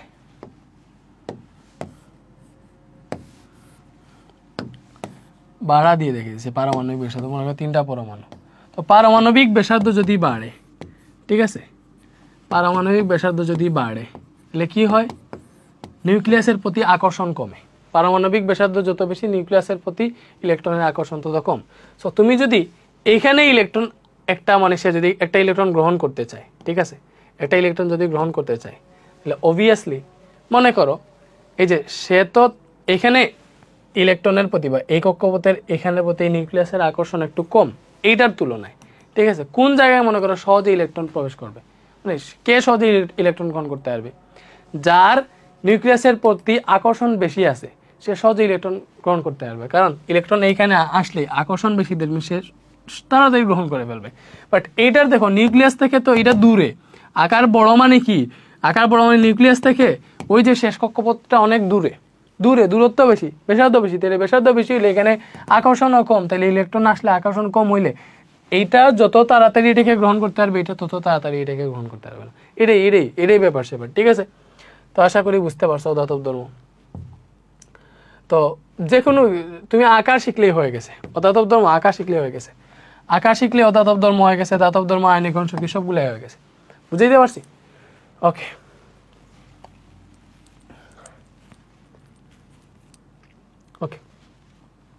তো মনে করো বললো পটাশিয়াম, ক্যালসিয়াম, তারপরে হচ্ছে ক্লোরিন, অক্সিজেন, এগুলার হচ্ছে অধাতব ধর্মের ক্রম, ঠিক আছে। মনে করো এটা বলছে এগুলার অধাতব ধর্মের ক্রম, অধাতব ধর্মের ক্রম কি হবে? সো এগুলার অধাতব ধর্মের ক্রম কি হবে? Think about that. এগুলার অধাতব ধর্মের ক্রম কি হবে বলো আমাকে। তো ফার্স্ট অফ অল তুমি কি করবা? পরমাণুর আকারের ক্রম বের করবা। তো আকারের ক্রম বের করা তো আমি তোমাকে শিখিয়ে দিছি, ঠিক আছে। আকারের ক্রম সংজ্ঞা কেমনে লিখতে হয় ওটা আমি সিকিউতে দেখাই দিব, বা মুখে যেটা বলতেছি ওটা থেকে সংজ্ঞা লিখতে পারবা। সো আকারের ক্রম তো বের করতে পারবা। তো ফার্স্টে দেখেছি পটাশিয়াম আর ক্যালসিয়াম হচ্ছে এই যে চতুর্থ পর্যায়ে আছে, ঠিক আছে। আর ক্লোরিন আর অক্সিজেন কি তৃতীয় পর্যায়ে আছে? ক্লোরিন আছে তৃতীয় পর্যায়ে, অক্সিজেন আছে এর দ্বিতীয় পর্যায়ে, অক্সিজেন দ্বিতীয় পর্যায়ে, ক্লোরিন আছে তৃতীয় পর্যায়ে, এগুলো আছে চতুর্থ পর্যায়ে। তাহলে সবচেয়ে নিচে আছে পটাশিয়াম আর ক্যালসিয়াম। তাহলে সবচেয়ে নিচে যারা আছে উপরের সবগুলো থেকে তাদের আকার বেশি, ঠিক আছে। তাহলে পটাশিয়াম আর ক্যালসিয়ামের আকার এগুলো থেকে বেশি। তাহলে পটাশিয়াম আর ক্যালসিয়ামের মধ্যে তুলনা করবা, তখন পটাশিয়াম বামে আছে, তাহলে পটাশিয়ামের আকার ক্যালসিয়াম থেকে বেশি, ঠিক আছে। এরপরে ক্লোরিন আছে, তো অবশ্যই পটাশিয়াম আর ক্যালসিয়ামের আকারে ক্লোরিন থেকে বেশি। বাট এই ক্লোরিনের আকার তো অবভিয়াসলি অক্সিজেন থেকে বেশি, কারণ অক্সিজেনের তুলনায় তো ক্লোরিন নিচে আছে। তাহলে এর পরবর্তী আকার ক্লোরিনের, এরপর অক্সিজেনের। তাহলে এটা হচ্ছে আকারের ক্রম, যে potassium is greater than calcium, is greater than chlorine, is greater than oxygen. But অধাতব ধর্মের ক্রম কি হবে? এর উল্টা। আকার বেশি হইলে অধাতব ধর্ম কমে, আকার কম হইলে অধাতব ধর্ম বাড়ে। তাহলে এখানে আকার যেটার কম, অক্সিজেনের আকার কম, তার অধাতব ধর্ম বেশি। এরপরে ক্লোরিন, এরপরে ক্যালসিয়াম, এরপরে পটাশিয়াম। ঠিক আছে, বুঝা গেছে? আশা করি বুঝতে পারছো। ওকে,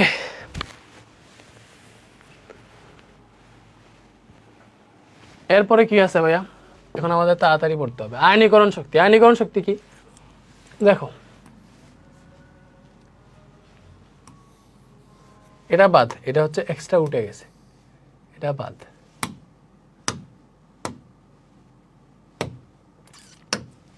ওকে, সো বলো গ্যাসীয় অবস্থায় কোন মৌলের এক মূল গ্যাসীয় পরমাণু থেকে এক মূল ইলেকট্রন অপসারণ করে এক মূল ধনাত্মক আয়নে পরিণত করতে যে শক্তির প্রয়োজন তাকে ওই মূলে আয়নীকরণ শক্তি বলে। দেখো এটা ধাতব ধর্মের মতো, বাট একটা জিনিস আছে, এটা হচ্ছে মনে করো ইলেকট্রন আছে, ধাতব ধর্ম ছিল যে ইলেকট্রন ত্যাগ করে ধনাত্মক আয়নে পরিণত হয়ে গেছে। ঠিক আছে, এই ধর্মটাই ধাতব ধর্ম। ঠিক আছে, আর যে যত সহজে ইলেকট্রন ত্যাগ করতে পারে তার ধাতব ধর্ম বেশি। বাট আয়নীকরণ শক্তি হচ্ছে গ্যাসীয় অবস্থায় কোনো মৌলের এক মূল গ্যাসীয় পরমাণু থেকে এক মূল ইলেকট্রন, একটা ইলেকট্রন না, এক মূল ইলেকট্রন অপসারণ করে এক মূল ধনাত্মক আয়নে পরিণত করতে যে শক্তির প্রয়োজন হয়। ভালো করে বুঝো, মানে এটা থেকে এক মূল ইলেকট্রন অপসারণ করতে, এক মূল ইলেকট্রন অপসারণ করতে যে শক্তি লাগে, এক মূল ইলেকট্রন, ভালো করে বুঝো, এক মূল মানে একটা ইলেকট্রন না, কিন্তু এক মূল তো বুঝতেছো? ওকে, এক মূল ইলেকট্রন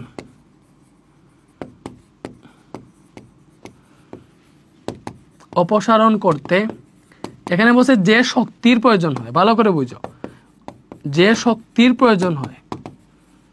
প্রয়োজন হয় তাকে আয়নীকরণ শক্তি বলে, তাকে আয়নীকরণ শক্তি বলে। ঠিক আছে, তো আয়নীকরণ শক্তিটা কি? ওই যে ধাতব ধর্মের মতো, বা ধাতব ধর্মের মতো না। কেন? কজ ধাতব ধর্ম হচ্ছে যে যত সহজে ইলেকট্রন ত্যাগ করতে পারে তার ধাতব ধর্ম বেশি। এই জন্য পরমাণুর আকার বাড়লে, ব্যাসার্ধ বাড়লে সে সহজে ইলেকট্রন ত্যাগ করতে পারতো, এই জন্য ব্যাসার্ধ বাড়লে ধাতব ধর্ম বাড়তো। বাট আয়নীকরণ শক্তির ক্ষেত্রে আমরা দেখছি ব্যাসার্ধ বাড়লে ব্যাসার্ধের বিপরীত মানে কি? ব্যাসার্ধের বিপরীত মানে কি? পারমাণবিক ব্যাসার্ধ বাড়লে তার আকার মানে আয়নীকরণ শক্তি কমে, পারমাণবিক ব্যাসার্ধ কমলে আয়নীকরণ শক্তি বাড়ে। ঠিক আছে, ব্যাসার্ধের বিপরীত। ঠিক আছে, বুঝা গেছে? ওকে,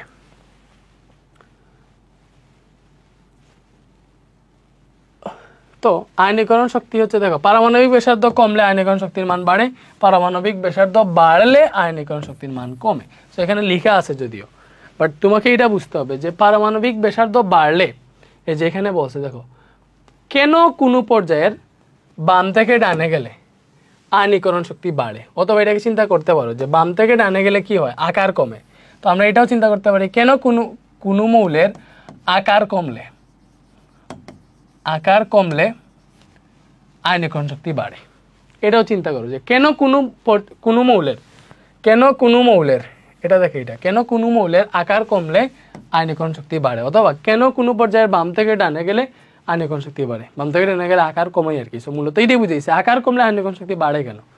কারণ দেখো আয়নীকরণ শক্তি হচ্ছে ওই যে শেষ কক্ষপথ থেকে এক মূল ইলেকট্রন সরাইতে যে শক্তির প্রয়োজন হয় ওইটা। তো আকার যদি বাড়ে, ভালো করে বুঝো, আকার বাড়লে, ঠিক আছে, বা আকার কমলে হচ্ছে মানে তোমার হচ্ছে আকর্ষণ শক্তিটা বেশি দেখে আর কি। সো এইখানের আকর্ষণ শক্তি আর এইখানে আকর্ষণ শক্তির মধ্যে কোনটার আকর্ষণ শক্তি বেশি?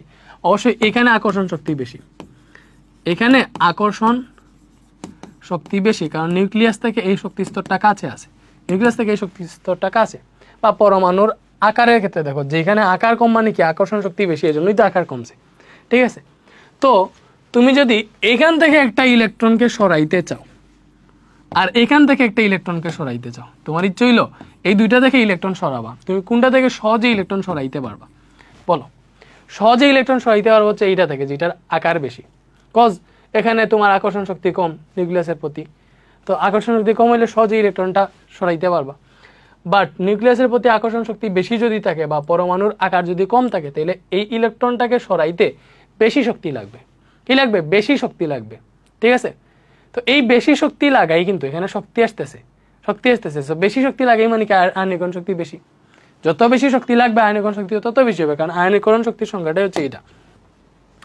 এই যে মানে শেষ কক্ষপথ থেকে এক মূল ইলেকট্রন অপসারণ করে এক মূল ধনাত্মক আয়নে পরিণত করতে যে শক্তির প্রয়োজন হয় সেটাই হচ্ছে আয়নীকরণ শক্তি। এখানে দেখো ইলেকট্রনটা সরাইতে যে শক্তির প্রয়োজন হইতেছে ওইটা আয়নীকরণ শক্তি। বাট ধাতব ধর্ম ছিল যে যত সহজে ইলেকট্রন ত্যাগ করতে পারবে ওইটা তার ধাতব ধর্ম। ধাতব ধর্ম তার বেশি, যে যত সহজে ইলেকট্রন ত্যাগ করবে। বাট শক্তির ক্ষেত্রে মানে যেইটা সরাইতে বেশি শক্তি লাগবে তার আয়নীকরণ শক্তি বেশি, স্বাভাবিক। এজন্য যার আকার ছোট তার থেকে কিন্তু ইলেকট্রন সরাইতে বেশি শক্তি লাগে, এজন্য তার আয়নীকরণ শক্তি বেশি। বুঝতে পারছো? ওকে, তাইলে দেখো এজন্য হচ্ছে পর্যায় সারণী বাম থেকে ডানে গেলে তোমার হচ্ছে আয়নীকরণ শক্তি বাড়ে, কারণ বাম থেকে ডানে গেলে আকার কমে।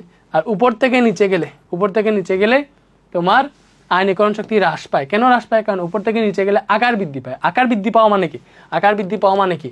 তার আকর্ষণ শক্তিও হ্রাস পাইতেছে। আকার বৃদ্ধি পেলে আকর্ষণ শক্তি হ্রাস পাবে। আকর্ষণ শক্তি হ্রাস পেলে সহজে ইলেকট্রন ত্যাগ করে ফেলতে পারবে, বেশি শক্তি লাগবে না। ঠিক আছে, এজন্য আকার কমলে, এটা মনে রাখবা, আকার কমলে আয়নীকরণ শক্তি বাড়ে, আকার বাড়লে আয়নীকরণ শক্তি কমে, স্বাভাবিক। কারণ তুমি তো আকারের ক্ষেত্রে জানো বাম থেকে ডানে গেলে আকার কমে, তাহলে বাম থেকে ডানে গেলে আয়নীকরণ শক্তি বাড়ে। উপর থেকে নিচে গেলে আকার বাড়ে, তাহলে উপর থেকে নিচে গেলে আয়নীকরণ শক্তি কমে। শেষ, এইটা সিম্পল। তুমি এই লাইনে তোমার সব পড়া হয়ে গেছে ভাই। তুমি যদি এইগুলো আর বুঝতে না চাও, এই লাইন যখনই আমি এই লাইনটা লিখে দিছি, দেখো হ্যাঁ গেল কই, যখন এই লাইনটা লিখে দিছি তোমাকে, যে পারমাণবিক আকার বাড়লে অধাতব ধর্ম, আয়নীকরণ শক্তি, ইলেকট্রন শক্তি, ঋণাত্মকতা সবগুলা কমে, আর পারমাণবিক আকার হ্রাস পেলে এই সবগুলা বাড়ে, তখনই তোমার ক্লাস শেষ। ঠিক আছে, এটা বলে দিয়েছি মানে ক্লাস শেষ। এখন তোমাকে বুঝাইতেছি, কারণ এটার নাম হচ্ছে বেসিক টুপ। ঠিক আছে, আর তোমাকে দেখাই দিয়েছি না কোনটা আয়নীকরণ শক্তি। আচ্ছা, আয়নীকরণ শক্তির ক্ষেত্রে ব্যতিক্রম আছে কিন্তু, তো ব্যতিক্রমটা আসলে তোমাদের বইয়ে নাই ভাইয়া, বলি ব্যতিক্রমটা আসলে তোমাদের বইয়ে নাই। তো বইয়ে নাই যেটা, এটা কি আমার শেখানো উচিত না, বাট দেখা গেছে রিসেন্ট টাইমে অনেকগুলা বোর্ডে এটা দিয়ে দেয়, বা কলেজ এডমিশন এটা দিবেই। ঠিক আছে, নটরডেমে যা চান্স পেতে চাও এটা তো দিবেই ভাই। তো তোমাকে আগে থেকে হচ্ছে ওইভাবে প্রস্তুতি নিতে হবে। ঠিক আছে,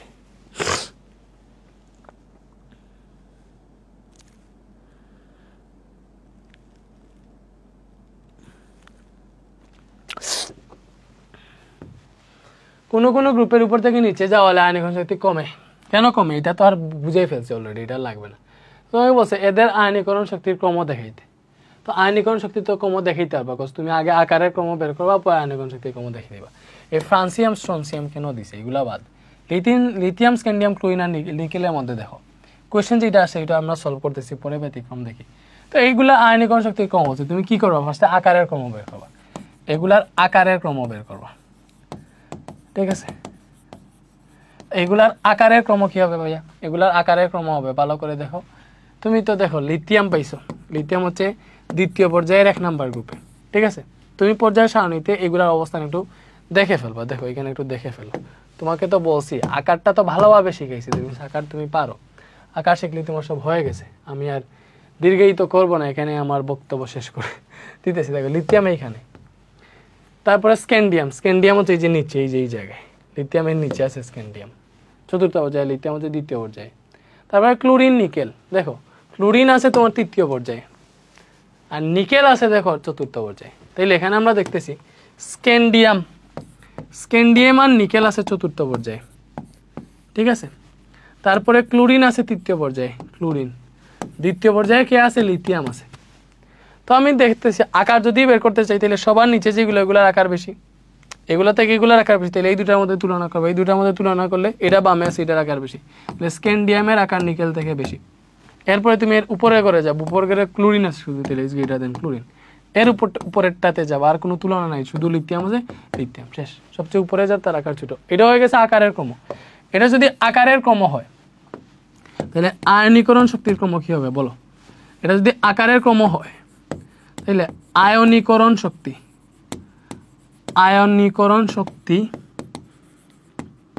এর ক্রম। ঠিক আছে, আয়নীকরণ শক্তি এর ক্রম কি হবে বলো? আয়নীকরণ শক্তি এর ক্রম কি হবে?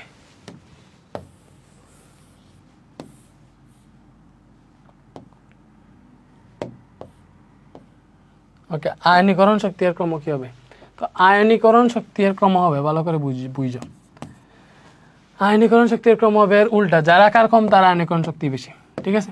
তারপরে ক্লোরিন, এরপরে নিকেল, এরপরে স্ক্যান্ডিয়াম, ঠিক আছে আর কি, ঠিক আছে।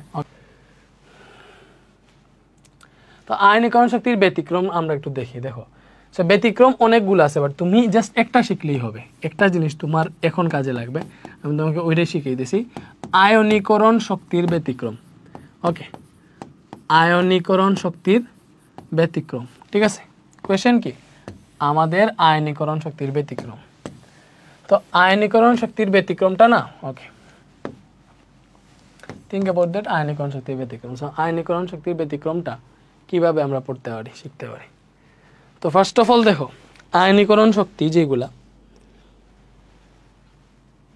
যদি এই কেসটা শিখতে হবে, দেখো তোমাকে আমি ফার্স্টে দুইটা মৌল দেখাই, সেটা হচ্ছে ভাই তোমাকে আমি ফার্স্টে কোনটা দেখাইতে পারি, আচ্ছা আমি তোমাকে সালফার আর ইয়ে দিয়ে দেখাই, ফসফরাস দিয়ে।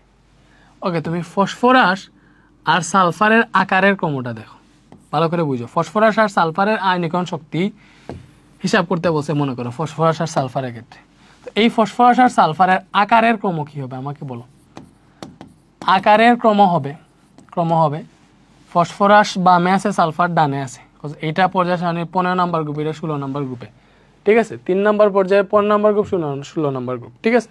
তাহলে আকারের ক্রম হইলে ফসফরাস বামে আছে, ফসফরাসের আকার সালফার থেকে বেশি, স্বাভাবিক। আমি বেশি বিস্তারিত কেন চাই, ফসফরাসের আকার সালফার থেকে বেশি, এটা তো আমরা সবাই জানি। তাহলে এটা যদি আকারের ক্রম হয়, তাহলে এইগুলার আয়নীকরণ শক্তি এরকম হওয়া উচিত ছিল যে আর যার আকার কম তার আয়নীকরণ শক্তি বেশি, আমরা শিখে আসছি। তার মানে সালফারের আয়নীকরণ শক্তি ফসফরাস থেকে বেশি, এটাই তো হওয়ার কথা, এটাই তো আমরা শিখে আসছি যে সালফারের আয়নীকরণ শক্তি ফসফরাস থেকে বেশি, ঠিক আছে। সালফারের আয়নীকরণ শক্তি ফসফরাস থেকে বেশি, বাট অ্যাকচুয়ালি না, অ্যাকচুয়ালি এটা হয় না, ঠিক আছে। এটা হওয়া উচিত ছিল, সালফারের আয়নীকরণ শক্তি ফসফরাস থেকে বেশি হওয়া উচিত ছিল, বাট এটা হয় না। এটা না হয় এইটা হয় যে ফসফরাসের আয়নীকরণ শক্তি সালফার থেকে বেশি হয়ে যায়। বলো এটা কোনো কথা? এই কাহিনীটা কি ঠিক করছে বলো? কাহিনীটা কি ঠিক করছে? ঠিক করে নাই। ফসফরাসের আয়নীকরণ শক্তি সালফার থেকে বেশি বলে দিছে, ঠিক আছে। তাইলে এখানে দেখতে হবে যে কেন বেশি, কেন হচ্ছে এটা ব্যতিক্রম, দেখতে হবে না। সো দেখি, এই জন্য আসতে হবে ইলেকট্রন বিন্যাসে। দেখো ফসফরাস হচ্ছে 15, এটা ইলেকট্রন বিন্যাসটা করলে কীরকম পাবা, 1s2 2s2 2p6 3s2, তারপরে ফসফরাস না 15, তাইলে এটা পাবা 3p3, ঠিক আছে। দেখো ফসফরাস কি 1s2 2s2 2p6 3s2 3p3, 1s2 2s2 2p6 3s2 3p3, ওকে। তারপরে সালফার যদি 16 হয়, সালফারটা কীরকম হবে, 1s2 2s2 2p6 3s2 3p4, এরকম। তো দুইটা ইলেকট্রন বিন্যাস কি হয়েছে আমার? অবশ্যই হয়েছে। এবার আমরা জানি অর্ধপূর্ণ বা পূর্ণ অরবিটাল। দেখো অর্ধপূর্ণ অথবা পূর্ণ অরবিটাল বেশি সুস্থিতি অর্জন করে বা বেশি স্থিতিশীল থাকে। কি বলছি? অর্ধপূর্ণ বা পূর্ণ অরবিটাল বেশি স্থিতিশীল থাকে, ঠিক আছে, বুঝছো? অর্ধপূর্ণ বা পূর্ণ অরবিটাল বেশি স্থিতিশীল থাকে। লাইক এই যে পি অরবিটালের সর্বোচ্চ ইলেকট্রন ধারণ ক্ষমতা 6টা, তাইলে p6 এটা হচ্ছে আমাদের পূর্ণ অরবিটাল। f14 এটা পূর্ণ অরবিটাল, ঠিক আছে। তারপর ডি অরবিটালের সর্বোচ্চ ইলেকট্রন ধারণ ক্ষমতা 10টা, d10 f14 এইসবগুলো পূর্ণ অরবিটাল, ঠিক আছে। p3 তারপর এখানে s2 এটাও পূর্ণ অরবিটাল, তাহলে p3, ঠিক আছে, p3 d5 f7 এসবগুলো হচ্ছে অর্ধপূর্ণ, এগুলো হচ্ছে ভাইয়া পূর্ণ, এগুলো হচ্ছে পূর্ণ অরবিটাল। এবং এই যে পরে যেগুলো আছে দেখো এগুলা কি, এগুলো হচ্ছে অর্ধপূর্ণ, ভালো করে বুঝো, এগুলা কি অর্ধপূর্ণ, ঠিক আছে। ওকে ওকে,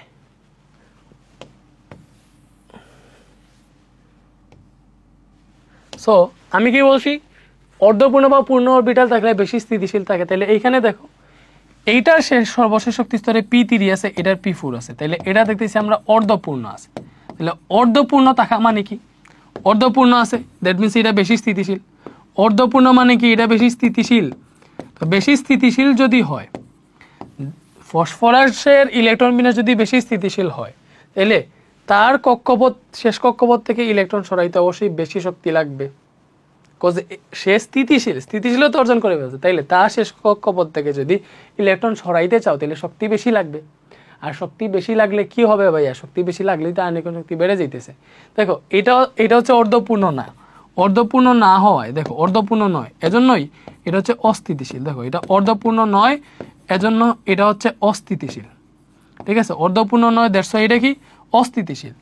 এটা যদি অস্থিতিশীল হয়, অর্ধপূর্ণ না হয় অস্থিতিশীল হয়, তাহলে অবশ্যই এটা তোমার ইলেকট্রন তুমি সহজে এটা থেকে মানে নিয়ে নিতে পারবা, সরাইতে পারবা, বেশি শক্তি লাগবে না। এটার তুলনায় বেশি শক্তি লাগবে না, বাট এটাতে বেশি শক্তি লাগবে, কারণ এটার অর্ধপূর্ণ অবস্থায় আছে।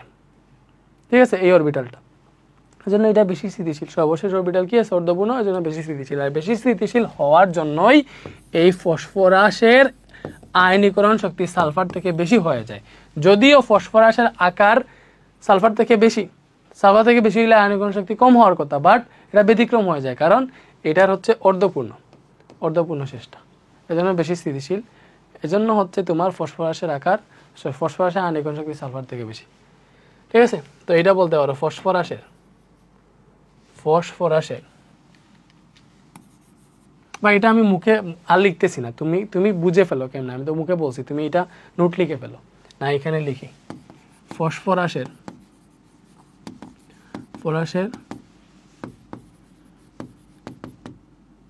সর্বশেষ অরবিটাল।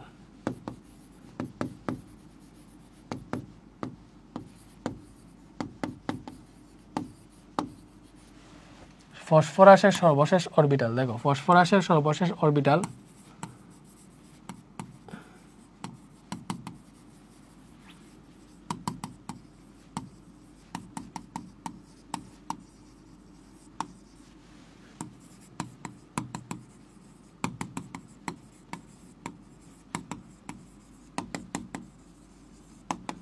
আয়নীকরণ শক্তি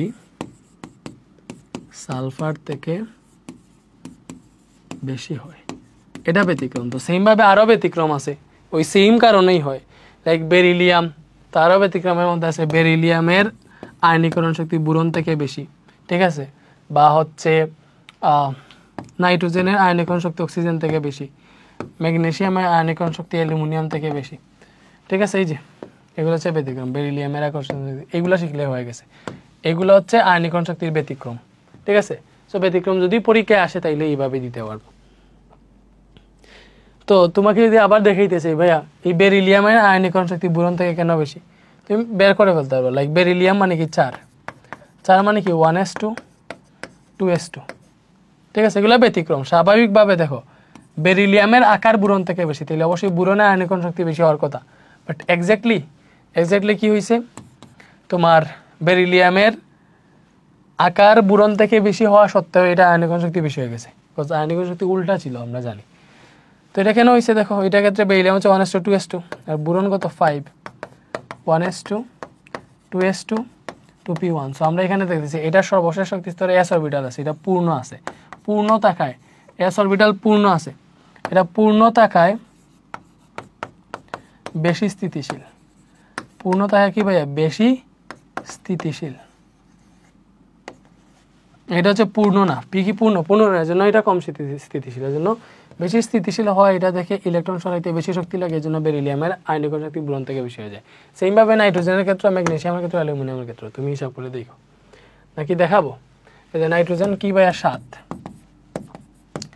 1s2 2s2 2p3, অক্সিজেন কত 8, 1s2 2s2 2p4। তুমি সেম কাহিনী চলে আসে। দেখো এটা কি, এটা হচ্ছে অর্ধপূর্ণ তাকায় এই কাহিনীটা হয়েছে, অর্ধপূর্ণ তাকায় এটা বেশি স্থিতিশীল হয়ে যায়। এজন্য স্বাভাবিকভাবে অক্সিজেনের আয়নীকরণ শক্তি নাইট্রোজেনের থেকে বেশি হওয়ার কথা, বাট এটা অর্ধপূর্ণ তাকায় নাইট্রোজেনের আয়নীকরণ শক্তি অক্সিজেন থেকে বেশি হয়ে যায়। ঠিক আছে, আশা করি বুঝতে পারলে গেছে। তো এইগুলো আয়নীকরণ শক্তির ক্রম দিয়ে দেখাইতে বলছে। ঠিক আছে, তো এগুলো যদি আয়নীকরণ শক্তির ক্রম আমি দেখাইছি, এগুলো সব হচ্ছে গ্রুপ 2 এর মৌল। লিথিয়াম বুরন, বেরিলিয়াম, আমি সুন্দর মতো যদি এইগুলাকে লিখি, লিথিয়ামের পরে আছে বেরিলিয়াম, এরপরে বুরন, ঠিক আছে, এরপরে আছে এখানে হচ্ছে কি নাইট্রোজেন আছে, অক্সিজেন আছে, ফ্লোরিন আছে, নিয়ন আছে। আয়ন শক্তি কম ব্যয় করতে আছে fluorine, neon. So first of all দেখো, প্রথম সমস্যাই আসে তোমার ইয়ার মধ্যে, আমরা দেখছিলাম বেরিলিয়াম এবং বুরনের মধ্যে একটা সমস্যা থাকে। তো আমি একটা জিনিস দেখাই। সো এটার আকারের ক্রম কি হবে, এগুলার আকারের ক্রম,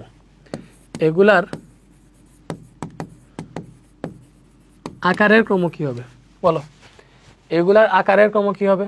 এই যে লিথিয়াম যেহেতু সবচেয়ে বামে আছে, লিথিয়ামের আকার বেরিলিয়াম থেকে বেশি, এরপরে বুরন, এরপরে নাইট্রোজেন, এরপরে অক্সিজেন, এরপরে ফ্লুরিন, এরপরে নিয়ন। এটা তো আকার, যে বামে আছে তার আকার বেশি। তাইলে আয়নীকরণ শক্তি কিরকম হওয়া উচিত ছিল? আয়নীকরণ শক্তি এরকম হওয়া উচিত ছিল, যেটার আকার কম তার আয়নীকরণ শক্তি বেশি, ঠিক আছে। নিয়নের আয়নীকরণ শক্তি বেশি হওয়া উচিত ছিল, ঠিক আছে। বাট এখানে নিয়নের আয়নীকরণ শক্তি সবচেয়ে কম, কারণ নিয়ন হচ্ছে নিষ্ক্রিয় মৌল, ঠিক আছে। এটা এরকম হওয়া উচিত ছিল, neon is greater than fluorine, is greater than oxygen, is greater than nitrogen, is greater than boron, is greater than beryllium, is greater than lithium, ঠিক আছে। এরকম হওয়া উচিত ছিল। তো প্রথমেই হচ্ছে ব্যতিক্রম, এখানে কোনটা ব্যতিক্রম আছে তুমি আইডেন্টিফাই করো তো একটু বলো, এখানে কোনটা ব্যতিক্রম আছে আইডেন্টিফাই করো। 1 ঘন্টা পরে বলছি আমরা। এখানে হচ্ছে তোমার আয়নীকরণ শক্তি এরকম হওয়ার উচিত, ঠিক আছে। নিয়নের আয়নীকরণ শক্তি বেশি। আচ্ছা, নিষ্ক্রিয় মৌলে আয়নীকরণ শক্তি, ইলেকট্রন শক্তি সবচেয়ে বেশি, কারণ হচ্ছে নিষ্ক্রিয় মৌলগুলা তার হচ্ছে মানে ইলেকট্রন ত্যাগ করতে চায় না এত সহজে, বিকজ তার শেষ অরবিটাল তোমার 8টা ইলেকট্রন দ্বারা পূর্ণ থাকে, শেষ হচ্ছে বেশি স্থিতিশীল অবস্থায় থাকে, সেই ইলেকট্রন ত্যাগ করতে চায় না, গ্রহণ করতে চায় না, এগুলো ইলেকট্রনের শক্তি বেশি থাকে। তো এটা ঠিক আছে, নিয়নের বেশি। বাট এখানে ঝামেলা আছে শুধুমাত্র জানো, এখানে ব্যতিক্রম আছে অক্সিজেন আর নাইট্রোজেন, আর বেরিলিয়াম আর বুরনের মধ্যেই ব্যতিক্রম, ঠিক আছে। কারণ আমরা দেখছিলাম অক্সিজেনের থেকে অক্সিজেনের আয়নীকরণ শক্তি নাইট্রোজেন থেকে বেশি হওয়ার কথা, বাট এখানে ব্যতিক্রম হয়। ব্যতিক্রম হওয়ার জন্য নাইট্রোজেনের আয়নীকরণ শক্তি অক্সিজেন থেকে বেশি হয়ে যায়। কেন হয়? যে এখানে আমি তোমাকে এক্সপ্লেন করছি, ঠিক আছে, তো এর জন্য ব্যতিক্রম হয়েছে এই জায়গায়। কোন জায়গায়? এই যে এই জায়গায় ব্যতিক্রম আর এই জায়গায় ব্যতিক্রম। তাহলে এটা এরকম হওয়া উচিত, এরকম হওয়ার কথা, বাট অ্যাকচুয়ালি এরকম হয় না, হয় তোমার এইভাবে। নিয়নের আয়নীকরণ শক্তি বেশি, ঠিক আছে, ফ্লোরিনের, বাট এই দুইটা চেঞ্জ হয়ে যায়, নাইট্রোজেনের বেশি হয়ে যায় অক্সিজেন থেকে, ঠিক আছে, আর এই দুইটাও চেঞ্জ হয়ে যায়, বেরিলিয়ামের বেশি হয়ে যায় বুরন থেকে, বাকি সব ঠিকঠাক আছে। এটা হচ্ছে এটার মূল, মেইনলি হচ্ছে আয়নীকরণ শক্তির ক্রম, ঠিক আছে। আশা করি তোমরা বুঝতে পারছো। জাস্ট ব্যতিক্রম হচ্ছে এই যে অর্ধপূর্ণ আর পূর্ণর জায়গাটায়, ঠিক আছে, আর কিছুই না। তো এটা ব্যতিক্রম আসে, আসলে তোমাকে ব্যতিক্রম সই লেখা উচিত, এইভাবে লিখো স্ট্যান্ডার্ড মেনটেন করে, ঠিক আছে। তুমি জাস্ট এখানে ব্যতিক্রম দেখাইবা, যে তুমি বলবা যে যার আকার কম তার আয়নীকরণ শক্তি বেশি হওয়ার কথা, এজন্য আয়নীকরণ শক্তি কম হওয়া উচিত ছিল এইভাবে। বাট আমরা জানি অক্সিজেন নাইট্রোজেনের ক্ষেত্রে নাইট্রোজেনের শেষ অরবিটাল অর্ধপূর্ণ থাকায় নাইট্রোজেন বেশি সুস্থিতিশীল থাকে, এজন্য নাইট্রোজেন থেকে ইলেকট্রন অপসারণ করতে বেশি শক্তি লাগে, এজন্য অক্সিজেনের তুলনায় নাইট্রোজেনের আয়নীকরণ শক্তি বেশি হয়ে যায়। এজন্য এই যে নাইট্রোজেনের আয়নীকরণ শক্তি অক্সিজেন থেকে বেশি। সেমভাবে বেরিলিয়াম আর বুরনের ক্ষেত্রে বলবা যে এটা কেন ব্যতিক্রম, পরে হচ্ছে আসল এটা লিখে দিবা। এরপরে ইলেকট্রন আসক্তি বা ইলেকট্রন আসক্তি কি? ইলেকট্রন আসক্তি হচ্ছে গ্যাসীয় অবস্থায় কোনো মৌলের এক মূল গ্যাসীয় পরমাণুতে এক মূল ইলেকট্রন প্রবেশ করিয়ে এক মূল ঋণাত্মক আয়নে পরিণত করতে যে শক্তি নির্গত হয় তাকে ওই মূলে ইলেকট্রন আসক্তি বলে। গ্যাসীয় অবস্থায় কোনো মৌলের এক মূল গ্যাসীয় পরমাণুতে এক মূল ইলেকট্রন প্রবেশ করাইতে, ঠিক আছে, এক মূল ইলেকট্রন প্রবেশ করে এটাকে এক মূল ঋণাত্মক আয়নে পরিণত করতে যে শক্তির প্রয়োজন হয় তাকে ইলেকট্রন আসক্তি বলে। পারমাণবিক ব্যাসার্ধ কমলে ইলেকট্রন আসক্তির মান বাড়ে, পারমাণবিক ব্যাসার্ধ বাড়লে ইলেকট্রন আসক্তির মান কমে। এতটুকু এখন আর ডিটেলসে যাইতেছি না, অনেক ডিটেলসে বুঝেছি। সো কোনো পর্যায়ে বাম থেকে ডানে গেলে ইলেকট্রন আসক্তি বাড়ে, ঠিক আছে, অবশ্যই বাড়ে, কারণ আকার কমে। বাম থেকে ডানে গেলে আকার কমে। তো বাম থেকে ডানে গেলে যদি আকার কমে তাহলে কী হবে? ইলেকট্রন আসক্তি বাড়বে, ইলেকট্রন আসক্তি বাড়ে। আকার কমলে অবভিয়াসলি ইলেকট্রন আসক্তি বাড়বে। আর উপর থেকে যদি নিচে নামে তাহলে দেখো, উপর থেকে নিচে নামলে আকার বাড়ে, আর আকার বাড়লে ইলেকট্রন আসক্তি কমবে, স্বাভাবিক। এতটুকু জানলেই তো হয়ে যাইতেছে। ইলেকট্রন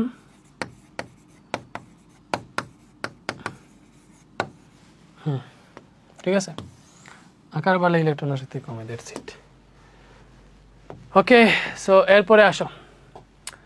সো এইগুলার বলতেছি না, অনেকগুলো বুঝেছি, মাথাটা নষ্ট হয়ে গেছে। ইলেকট্রন আসক্তি, এগুলার ইলেকট্রন আসক্তির ক্রম লিখো। একসাথে এতটা দিছে আমি দিছিলাম এটাকে দায়িত্ব, তুই 3-4টা করে দে ভাই, সবগুলো একসাথে দিয়ে দিছে। আমি তোমাকে ফার্স্টে দেখাই, ওই যে আকার বলে দিতে হবে, এই যে এই 3টা দেখো মনে করো, বা এইগুলাই এতটুকু দেখি, একসাথে এতটা জীবনে দেয় না, 5-6টা দেয় মনে করো এইগুলার, আর এই 2টা পার্ট করে ফেলছি, ঠিক আছে। এইগুলার মনে করো ইলেকট্রন আসক্তির ক্রম লিখো। তাহলে আমরা দেখছি লিথিয়াম আছে এইখানে, সোডিয়ামের নিচে আছে, এগুলার কোনটা কোন পর্যায়ে আছে ভালো করে জানো, ম্যাগনেসিয়াম আছে সোডিয়ামের পরে, তো এগুলার পর্যায় সারণীর অবস্থান এইভাবে। তুমি না বুঝলে ইলেকট্রন বিন্যাস করে দেখো কোনটা কোন জায়গায় আছে, পর্যায় সারণী চোখের সামনে বাসতে হবে, ঠিক আছে। যেভাবে তোমার প্রিয় তোমার চেহারা তোমার চোখের সামনে বাসে, ওইভাবেই পর্যায় সারণী তোমার চোখের সামনে বাসতে হবে। যদি না বাসে, ঠিক আছে, তাহলে তুমি প্রিয়তমাকেও হারাবা আর কেমিস্ট্রিতে A+ হারাবা, ঠিক আছে। ওকে, তো দেখো এখানে দেখতেছি আমরা সবার নিচে পটাশিয়াম আছে, দ্যাট মিন্স পটাশিয়ামের আকার সবচেয়ে বেশি। এরপরে উপরে সোডিয়াম আর ম্যাগনেসিয়াম আছে, তাহলে এই দুইটার মধ্যে তুলনা হবে। পটাশিয়াম থেকে অবশ্যই এই দুইটার আকার কম, তো এই দুইটা তুলনা করলে সোডিয়ামের আকার ম্যাগনেসিয়াম থেকে বেশি হবে, তো সোডিয়ামের আকার ম্যাগনেসিয়াম থেকে বেশি। এর উপরে লিথিয়াম আছে, লিথিয়ামের আকার সবচেয়ে কম। এটা হচ্ছে আকারের ক্রম। এটা কি আকারের ক্রম, আকারের, এটা কি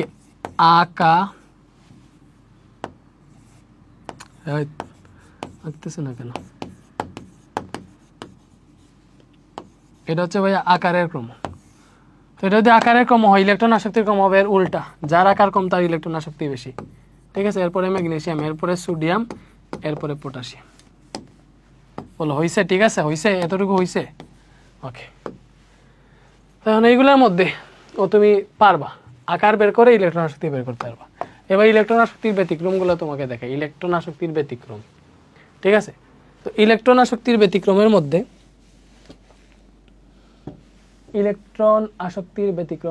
যদি তোমাকে আমি দেই, তাইলে ইলেকট্রন আসক্তির ব্যতিক্রমে আছে, দেখো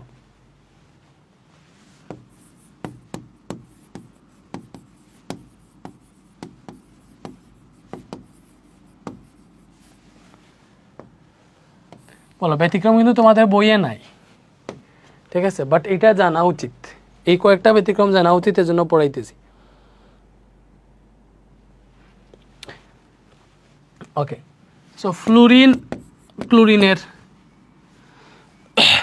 ক্লোরিন, অক্সিজেন সালফার, এই দুইটার ক্ষেত্রে বা এভাবে ভালো বুঝবা, মানে ক্লোরিনের আয়নীকরণ শক্তি ফ্লুরিন থেকে বেশি হয়ে যায়, সালফারের আয়নীকরণ শক্তি অক্সিজেন থেকে বেশি হয়ে যায়, ঠিক আছে। ঠিক আছে, বলো বুঝতে পেরেছো? ওকে, তো এটা হচ্ছে, এটা ঠিক মতো লিখে নেই, বুঝছো, এটা আমার ভুল করছে, যে প্রশ্ন এটা বানাইছে ও ভুল করছে, মানে প্রশ্ন না, যে টাইপ করছে আগেরটা বসাই দিছে, এটাকে চেঞ্জ করে নেয়। যাই হোক, আমি তোমাকে ব্যতিক্রমগুলো শিখিয়ে দিই। এই যে মনে করো ভাই, এই ক্লোরিন আর ফ্লুরিন এটা শিখলেই হয়ে যাবে ভাই, এইটা ইলেকট্রন আসক্তির এই ব্যতিক্রমটা শিখলে হয়ে যাবে। ক্লোরিন আর ফ্লুরিন আমাদের স্বাভাবিকভাবে দেখো, ফ্লুরিনের আকার, আমাদের স্বাভাবিকভাবে আকার যদি দেখতে চাই আমরা, তাহলে আমরা জানি ক্লোরিনের আকার ফ্লুরিন থেকে বেশি, তাইলে আমাদের ইলেকট্রন আসক্তি হওয়া উচিত ছিল এইভাবে, যে ফ্লুরিনের ইলেকট্রন আসক্তি ক্লোরিন থেকে বেশি, এটাই হওয়া উচিত ছিল। এটা হওয়া উচিত ছিল না? অবভিয়াসলি এটাই হওয়া উচিত ছিল। আকারের ক্ষেত্রে যদি দেখি, তাহলে আমাদের ক্লোরিনের আকার ফ্লুরিন থেকে বেশি, আর আসক্তির ক্ষেত্রে দেখলে ফ্লুরিনের আসক্তি ক্লোরিন থেকে বেশি হওয়ার কথা। বাট আমরা যদি হচ্ছে এইভাবে দেখি, দেখো ফ্লুরিনের ইয়েটা আমরা একটু আঁকার ট্রাই করি, সো সুন্দর মতো আঁকি। তো এটা হচ্ছে ফ্লুরিনের প্রথম শক্তি স্তর ধরলাম, ঠিক আছে। এটা দ্বিতীয় শক্তি স্তর, কথার কথা। ওকে,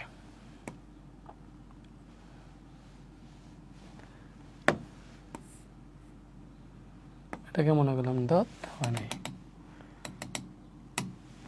এটা হচ্ছে মনে করো নিউক্লিয়াস, ঠিক আছে। এটা হচ্ছে প্রথম শক্তি স্তর, কথার কথা, এবং এটা হচ্ছে দ্বিতীয় শক্তি স্তর। তো তো ফ্লোরিনের ক্ষেত্রে কি হয়, এটা ফ্লোরিন, আমি যদি ক্লোরিনকে রিপ্লেস করি, ক্লোরিনের ক্ষেত্রে সেম জিনিসটাই, আচ্ছা একটু পরে রিপ্লেস করি।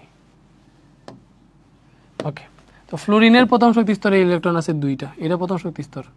আসলে নিউক্লিয়াস না দিয়ে ডিরেক্ট প্রথম শক্তি স্তর দেওয়া উচিত, বুঝছো? নিউক্লিয়াস না দিয়ে ডিরেক্ট প্রথম শক্তি স্তর দেওয়া উচিত। প্লাস টাস যদি দেই তাহলে নিউক্লিয়াস দেওয়া উচিত না, ডিরেক্ট। এটা ফ্লোরিন, এটার প্রথম শক্তি স্তর এবং এটার দ্বিতীয় শক্তি স্তর। দ্বিতীয় শক্তি স্তরে ফ্লোরিনের ইলেকট্রন কয়টা আছে? 7টা আছে। ভালো করে বুঝো, দ্বিতীয় শক্তি স্তরে ফ্লোরিনের ইলেকট্রন আছে 7টা ইলেকট্রন আছে, ঠিক আছে? আমি যদি এটাকে ক্লোরিনে কনভার্ট করি তাহলে ক্লোরিন মানে কি? সেম ফ্লোরিনের মতোই, জাস্ট এই জায়গায় ক্লোরিন আসবে, ক্লোরিন আসলে ক্লোরিনের ইলেকট্রন 17টা। ক্লোরিনের ইলেকট্রন কয়টা ভাইয়া? ক্লোরিনের ইলেকট্রন 17টা। দ্যাট মিনস এই জায়গাটাতে আরেকটা শক্তি স্তর অ্যাড হয় এবং এটাতে ইলেকট্রন যুক্ত হয় কয়টা? মানে এটার এখানে 8টা থাকে আর এটার শেষ শক্তি স্তরে থাকে 7টা। এটার এখানে থাকে 8টা আর এটার শেষ শক্তি স্তরে থাকে 7টা, ঠিক আছে? এইভাবে এটা হচ্ছে ক্লোরিন, এটা হচ্ছে ফ্লোরিন, বুঝতেছ? ওকে, তো তোমাকে যদি বলি ইলেকট্রন আসক্তি মানে কি, তুমি এক মোল ইলেকট্রন এইটার সর্বশেষ শক্তি স্তরে প্রবেশ করাবা, প্রবেশ করাইতে যে পরিমাণ শক্তি নির্গত হয় এটাই হচ্ছে ইলেকট্রন আসক্তি। ব্যাপারটা বুঝতে হবে। তো এখানে দেখো ফ্লোরিনের এই ইলেকট্রনগুলো দ্বিতীয় শক্তি স্তরে আছে। ফ্লোরিনের দ্বিতীয় শক্তি স্তরে 7টা আছে আর ক্লোরিনের তৃতীয় শক্তি স্তরে 7টা আছে। এই দ্বিতীয় শক্তি স্তরে ব্যাসার্ধ বেশি না তৃতীয় শক্তি স্তরে ব্যাসার্ধ বেশি? অবশ্যই তৃতীয় শক্তি স্তরে ব্যাসার্ধ বেশি, দেখেই বোঝা যাইতেছে। তো যখন ইলেকট্রন এখানে প্রবেশ করতে চায় দেখো, তখন এই ইলেকট্রনগুলা, বুঝছো, এটার তুলনায় এইখানে ইলেকট্রনগুলা এটার সাপেক্ষে এটা মানে কাছাকাছি থাকে। দেখো এটাতে, দেখো এটা থেকে এটার একটা হিউজ ডিস্টেন্স আছে, বাট এখানে এটা থেকে এটা হিউজ ডিস্টেন্সটা নাই, ঠিক আছে? সো কাছাকাছি থাকে। এই 7টা ইলেকট্রন দ্বিতীয় শক্তি স্তরে থাকে, এরা একটা আর একটা খুব কাছাকাছি থাকে। অন্যদিকে তৃতীয় শক্তি স্তরে জায়গা ধরে 18টা, বাট এখানে মাত্র 7টা আছে। ভালো করে বুঝেছো, এখানে অনেক গ্যাপ আছে, তৃতীয় শক্তি স্তরে ব্যাসার্ধ বেশি। তো এখানে ইলেকট্রনগুলা একটা আর একটা কাছাকাছি চলে আসে, মানে কাছাকাছি অবস্থানে থাকে। কাছাকাছি থাকলে এদের মধ্যকার একটা বিকর্ষণ সৃষ্টি হবে। কাছাকাছি থাকা মানে কি? এটা একই রকমের charge, minus charge. Same charge হইলে কি হয়? বিকর্ষণ হয়। তাহলে সেম চার্জ হইলে যদি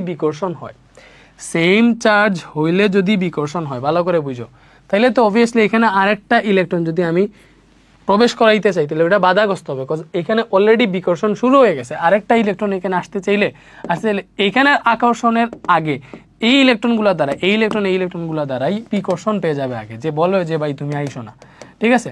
সে নিউক্লিয়াস থেকে যে আকর্ষণটা পাওয়ার কথা, ওই আকর্ষণটা পাওয়ার আগেই এই ইলেকট্রন কাছাকাছি ইলেকট্রনগুলো দ্বারা বিকর্ষণ পেয়ে যাবে, সো এটা উল্টা দিকে ধাক্কা দিবে। বাট এখানে হিউজ গ্যাপ থাকায়, বা এই জায়গাটাই মনে করো একটা ইলেকট্রন প্রবেশ করে দিতেছ, হিউজ গ্যাপ থাকে, এখানে বিকর্ষণ পাবে না, সে সহজেই প্রবেশ করে ফেলতে পারবে, ঠিক আছে? তো এই ক্লোরিন আর ফ্লোরিনের ইলেকট্রন আসক্তির ব্যতিক্রম হয় কেন?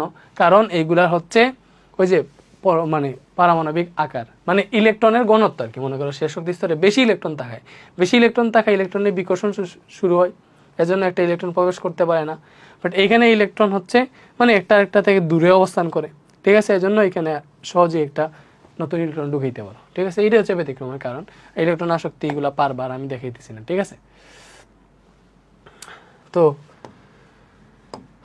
আই থিঙ্ক তুমি এটা হচ্ছে HW কইরো, না পারলে হচ্ছে এটা সিকিউতে আমি করে দিব না, এগুলো HW তুমি তোমার কইরো। এরপরে ভাই আসো তড়িৎ ঋণাত্মকতা। তড়িৎ ঋণাত্মকতাও সেম, ইজি, এটার দেখানো লাগবে না, জাস্ট মেইন কনসেপ্টটা শিখো। দুইটা পরমাণু যখন সমযোজী বন্ধনে আবদ্ধ হয়ে অণুতে পরিণত হয়, ঠিক আছে? দুইটা পরমাণু যখন সমযোজী বন্ধনে আবদ্ধ হয়ে অণুতে পরিণত হয়, তখন অণুর পরমাণুগুলো বন্ধনের ইলেকট্রন দুটিকে নিজের দিকে আকর্ষণ করে, ঠিক আছে? এই আকর্ষণকে তড়িৎ ঋণাত্মকতা বলে। কি বলছি? দুইটা পরমাণু যখন সমযোজী বন্ধনে আবদ্ধ হয়, ঠিক আছে, তখন দেখো দুইটা পরমাণু যখন সমযোজী বন্ধন চ্যাপ্টার 5 গিয়ে পড়বা, ঠিক আছে? আপাতত বুঝো এটা বন্ধন আছে সমযোজী বন্ধন, যেখানে তারা হচ্ছে পরস্পর ইলেকট্রন শেয়ারের মাধ্যমে বন্ধন গঠন করে এবং দুইটাই অধাতু থাকে। অধাতু আর অধাতু মিলে সমযোজী বন্ধন গঠন হয়। তো দুইটা পরমাণু যখন সমযোজী বন্ধনে আবদ্ধ হয়ে অণুতে পরিণত হয়, তখন অণুর পরমাণুগুলো বন্ধনের ইলেকট্রন দুটিকে নিজের দিকে আকর্ষণ করে, ঠিক আছে? এই আকর্ষণকে তড়িৎ ঋণাত্মকতা বলে। পারমাণবিক ব্যাসার্ধ কমলে তড়িৎ ঋণাত্মকতার মান বাড়ে এবং পারমাণবিক ব্যাসার্ধ বাড়লে তড়িৎ ঋণাত্মকতার মান কমে। সো এটা তো বুঝতেছো, তুমি মনে করো বললো তোমাকে হচ্ছে তড়িৎ ঋণাত্মকতা, ফ্লোরিন, ক্লোরিন, ব্রোমিন, আয়োডিন, এগুলা তড়িৎ ঋণাত্মকতা কি হবে? Think about that. তো ফার্স্ট অফ অল তুমি আকার দেখবা, আকার কি হবে? এখানে আয়োডিনের আকার সবচেয়ে বেশি, এরপরে ব্রোমিন, এরপরে ক্লোরিন, এরপরে ফ্লোরিন, ঠিক আছে? তো এটা ব্যতিক্রম শেখা লাগবে না, ব্যতিক্রম নাই। তো এইগুলোর ক্ষেত্রে বলবে যে তোমার তড়িৎ ঋণাত্মকতা কি হবে? তাহলে তড়িৎ ঋণাত্মকতা হবে এখানে তো আমাদের বলছেই আকার যার কম। দেখো আকার তো তুমি ভালো করে বের করে ফেলতে পারো, আকার পারলেই বাকি সব পাবা। আকার কমলে তড়িৎ ঋণাত্মকতার মান বাড়ে, আর আকার কমলে তড়িৎ ঋণাত্মকতার মান বাড়ে, আর আকার বাড়লে তড়িৎ ঋণাত্মকতার মান কমে। তাহলে এখানে যার আকার কম, ফ্লোরিনের আকার কম, তার তড়িৎ ঋণাত্মকতা বেশি, পরে ক্লোরিন, এরপরে ব্রোমিন, এরপরে আয়োডিন। এটা তো আর বুঝতেছো।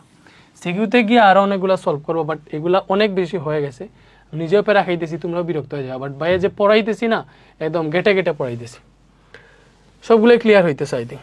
এরপরে আমরা যেটা শিখবো যে তড়িৎ ঋণাত্মকতার কয়েকটা মান আছে, এগুলো তুমি একটু শিখে রাখো, এগুলা বেশিরভাগ পরীক্ষায় আসে, ঠিক আছে? তড়িৎ ঋণাত্মকতার মান আমি আলাদা একটা ভিডিও দিতে পারি যে তড়িৎ ঋণাত্মকতার মানগুলা সহজে কেমনে মনে রাখবা, পুরো পর্যায় সারণীর মানগুলো মনে রাখা যায়, বাট এই ক্লাসে মনে হইতেছে না এটা দিয়ে এখনই দেওয়া উচিত, আলাদাভাবে দিব, যাদের শিখা দরকার শিখো। বাট এগুলা তোমাদের এখন খুব বেশি মান মুখস্থ করা লাগে না, বাট লাগলে থাকলে ভালো।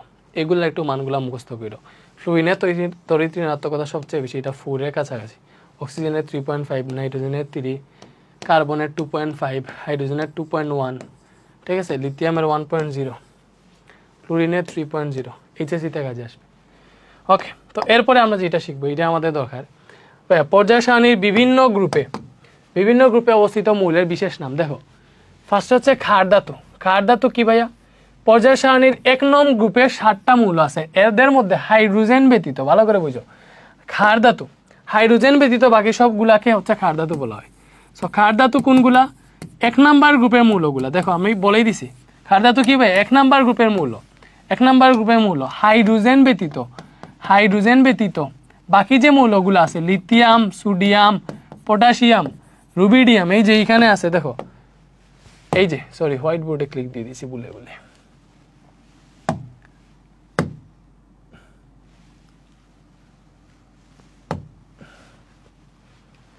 হোয়াইট বোর্ডে ক্লিক দিলেই তো ঝালা। আচ্ছা আঁকতেছে, দেখুন আমরা ওই সুযোগটাকেই কাজে লাগাই।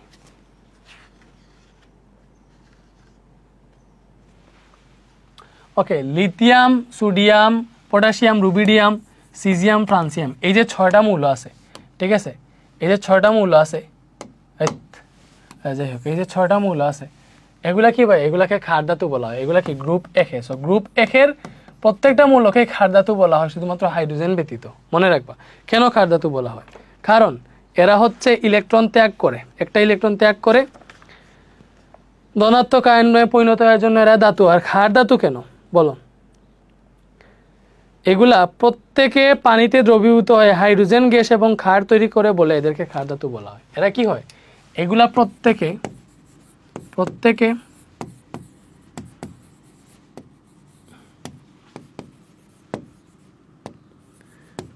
পানির সাথে বিক্রিয়া করে ক্ষার উৎপন্ন করে, ঠিক আছে? ক্ষার উৎপন্ন করে, এজন্য এদেরকে ক্ষার ধাতু বলে, বুঝছো? এদেরকে ক্ষার ধাতু কেন বলা হয়? এরা প্রত্যেকে পানির সাথে বিক্রিয়া করে ক্ষার উৎপন্ন করে, এজন্য এদেরকে ক্ষার ধাতু বলা হয়। এরপরে মৃৎক্ষার ধাতু কি ভাইয়া? পর্যায় সারণীর 2 নং গ্রুপে যে মৌলগুলো আছে, বেরিলিয়াম, দেখো বেরিলিয়াম, ম্যাগনেসিয়াম, ক্যালসিয়াম, স্ট্রনসিয়াম, ঠিক আছে? বেরিয়াম, তারপরে এবং রেডিয়াম, এই যে মৌলগুলো আছে, এই 6টা মৌলকে মৃৎক্ষার ধাতু বলা হয়। কেন মৃৎক্ষার ধাতু বলা হয়? কারণ এগুলা ক্ষারও উৎপন্ন করে এবং এগুলাকে মাটিতে খনিজ হিসেবে পাওয়া যায়।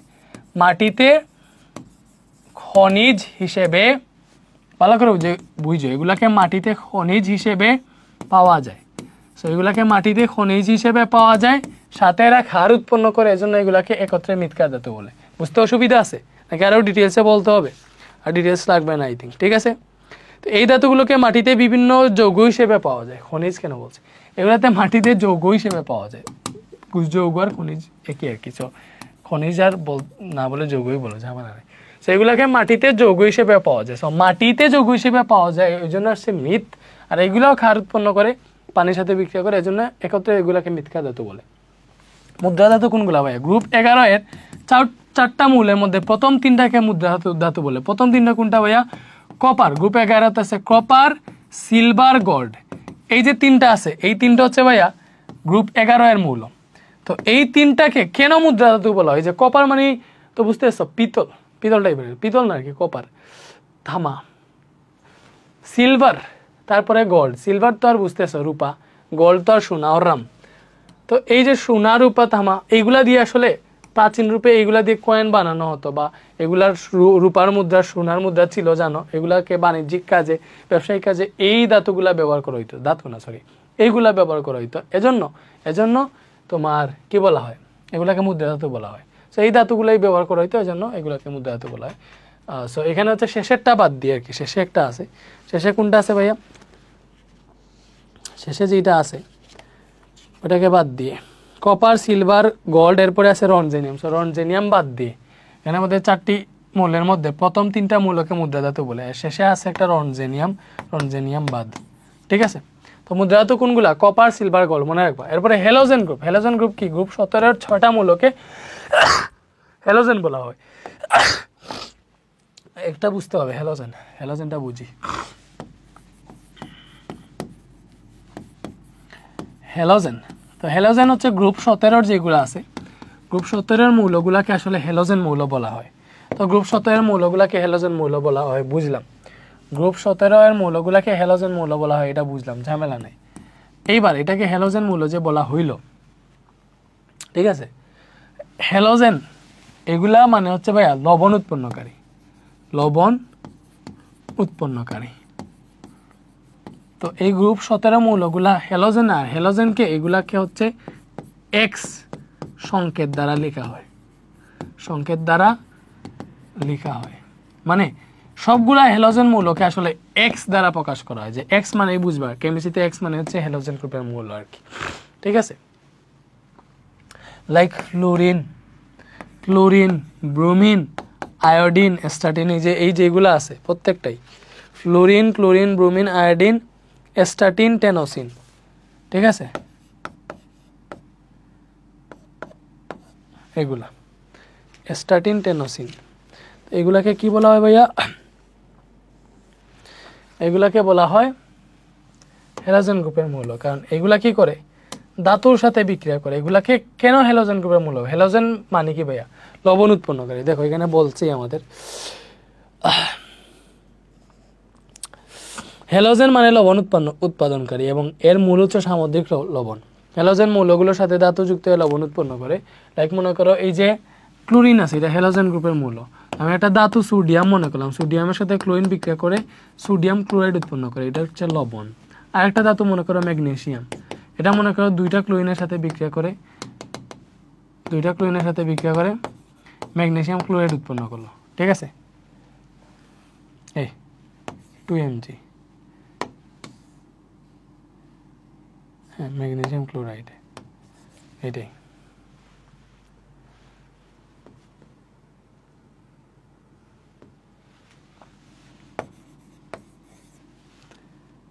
MgCl2 হয়েছে, তো ম্যাগনেসিয়াম ক্লোরিনের সাথে বিক্রিয়া করে ম্যাগনেসিয়াম ক্লোরাইড উৎপন্ন করছে। ঠিক আছে, তো এটা হচ্ছে লবণ। এটা কি? এটাও লবণ। সো এইগুলো হচ্ছে আসলে এই হ্যালোজেন গ্রুপের মৌলগুলা ধাতুর সাথে বিক্রিয়া করে লবণ উৎপন্ন করে, এজন্য এগুলাকে হচ্ছে হ্যালোজেন গ্রুপের মৌল বলা হয়। ঠিক আছে, ওকে,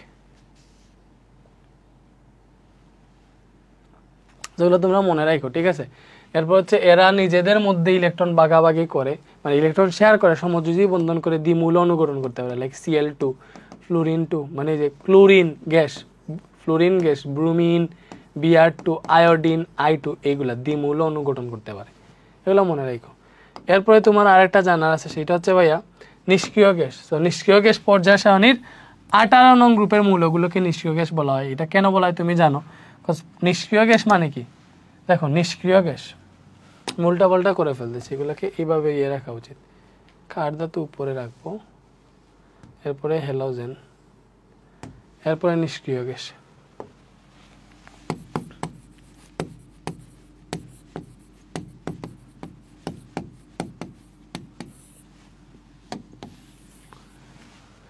5:16 বাজতেছে।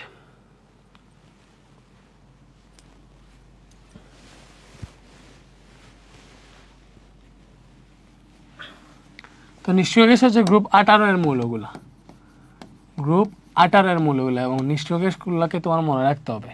লাইক লিখো হিলিয়াম, নিয়ন, আর্গন, ক্রিপ্টন, জেনন, রেডন, অর্গানেসন। অর্গানেসন বাদ দিয়ে যে রেডন পর্যন্ত মূলত এগুলাই আসলে অনুমোদিত নিষ্ক্রিয় গ্যাস।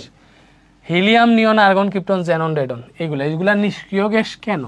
কারণ এগুলা, এই যে নিয়ন মনে করো, এটা ইলেকট্রন বিন্যাস করো 1s2 2s2 2p6, ঠিক আছে। হিলিয়াম কত? 1s2 just. নিয়নের পরে আছে আর্গন, আর্গনে ইলেকট্রন বিন্যাস করো, আর্গন 18 না, 1s2 2s2 2p6 3s2 3p6। ওকে, তো তুমি দেখবা হিলিয়াম হচ্ছে নিষ্ক্রিয়, কারণ এর প্রথম শক্তি স্তরে 2টা ইলেকট্রনই জায়গা হয়, ওই 2টা ইলেকট্রনই হচ্ছে তার পূর্ণ, মানে প্রথম শক্তি স্তরে মাত্র 2টা ইলেকট্রন জায়গা হয়, এই 2টা ইলেকট্রন দ্বারাই সে পূর্ণ। তার মানে তার আর ইলেকট্রন গ্রহণ করার বা ত্যাগ করার কোনো ইচ্ছা নাই, সে পূর্ণ আছে অলরেডি, তার যত ইলেকট্রন লাগে তত ইলেকট্রন আছে। সে কি চাইবে একটা ইলেকট্রন দিয়ে আরেকজনকে আরেকটা ইলেকট্রন আইনা অশান্তি সৃষ্টি করে? এটা চাইবে না। নিয়ন দেখো, নিষ্ক্রিয় গ্যাসের মূলত শর্ত হচ্ছে সর্বশেষ শক্তি স্তরে 8টা ইলেকট্রন থাকে। দেখো এই যে এটা সর্বশেষ শক্তি স্তরে, এখানে 2 পাইছি, 2 নম্বর শক্তি স্তরে 8টা ইলেকট্রন আছে, দেখো 2 আর 6 8। এই যে এটা সর্বশেষ শক্তি স্তর 3 এবং 3 নম্বর শক্তি স্তরে 8টা ইলেকট্রন আছে। তুমি এইগুলার ইলেকট্রন বিন্যাস করলেও পাবা এগুলার সর্বশেষ শক্তি স্তরে 8টা ইলেকট্রন আছে। তাইলে নিষ্ক্রিয় গ্যাস হচ্ছে যে এগুলার সর্বশেষ শক্তি স্তর 8টা ইলেকট্রন দ্বারা পূর্ণ থাকে, বা মনে করো যতগুলা ইলেকট্রন দ্বারা পূর্ণ হয়ে স্থিতিশীলতা অর্জন করা যায়, ঠিক আছে, ততটুকু ইলেকট্রন দ্বারা পূর্ণ, ঠিক আছে। তো এই মৌলগুলো সবচেয়ে বাইরের শক্তি স্তরের প্রয়োজনীয় ইলেকট্রন দিয়ে পূর্ণ থাকে বলে এরা ইলেকট্রন বিনিময় বা ভাগাভাগি করে কোনো যৌগ গঠন করতে চায় না। রাসায়নিক বন্ধন গঠন বা রাসায়নিক বিক্রিয়া এরা নিষ্ক্রিয় থাকে বলে এদেরকে নিষ্ক্রিয় গ্যাস বলা হয়। মানে এদের সর্বশেষ শক্তি স্তরে যতগুলো ইলেকট্রন থাকা প্রয়োজন ততগুলো ইলেকট্রন দ্বারা পূর্ণ থাকে, এজন্য এরা চায় না কোনো কারোর সাথে বিক্রিয়া করতে, কোনো কিছুই চায় না, এরা রাসায়নিকভাবে নিষ্ক্রিয়, জন্য এইগুলোকে নিষ্ক্রিয় গ্যাস বলা হয়, ঠিক আছে। ধারণা পাইছো? এরপরে অবস্থান্তর মূল, এটা মনে রাখলেই হবে। অবস্থান্তর মূল হচ্ছে পর্যায় সারণীর গ্রুপ 3 থেকে 12 পর্যন্ত, গ্রুপ 3 থেকে 12 পর্যন্ত যে গ্রুপের মৌলগুলো আছে এগুলোকে হচ্ছে অবস্থান্তর মৌল বলা হয়, এবং অবস্থান্তর মৌল রঙিন যৌগ গঠন করে। এগুলো হচ্ছে রঙিন যৌগ গঠন করে। অবস্থান্তর মৌল কি করে? রঙিন যৌগ গঠন করে, রঙিন যৌগ গঠন করে, এবং বিভিন্ন বিক্রিয়ায় প্রভাবক হিসাবে কাজ করে, বিক্রিয়ায় প্রভাবক হিসেবে কাজ করে, ঠিক আছে। এগুলো মনে রাখো। অবস্থান্তর মৌল কি করে ভাইয়া? গ্রুপ 3 থেকে 12 পর্যন্ত গ্রুপের যে মৌলগুলো আছে এগুলোকে অবস্থান্তর মৌল বলা হয়। এগুলো হচ্ছে রঙিন যৌগ গঠন করে আর এগুলা বিক্রিয়ায় প্রভাবক হিসেবে কাজ করে। লাইক উদাহরণ হিসেবে নিকেল হচ্ছে তোমার বিভিন্ন বিক্রিয়ায় প্রভাবক হিসেবে বাবা জৈব যৌগ, যে চ্যাপ্টার 11 আছে ওই জায়গায়। তো আশা করি বুঝতে পারছো অবস্থান্তর মৌলের কাহিনী। ওকে,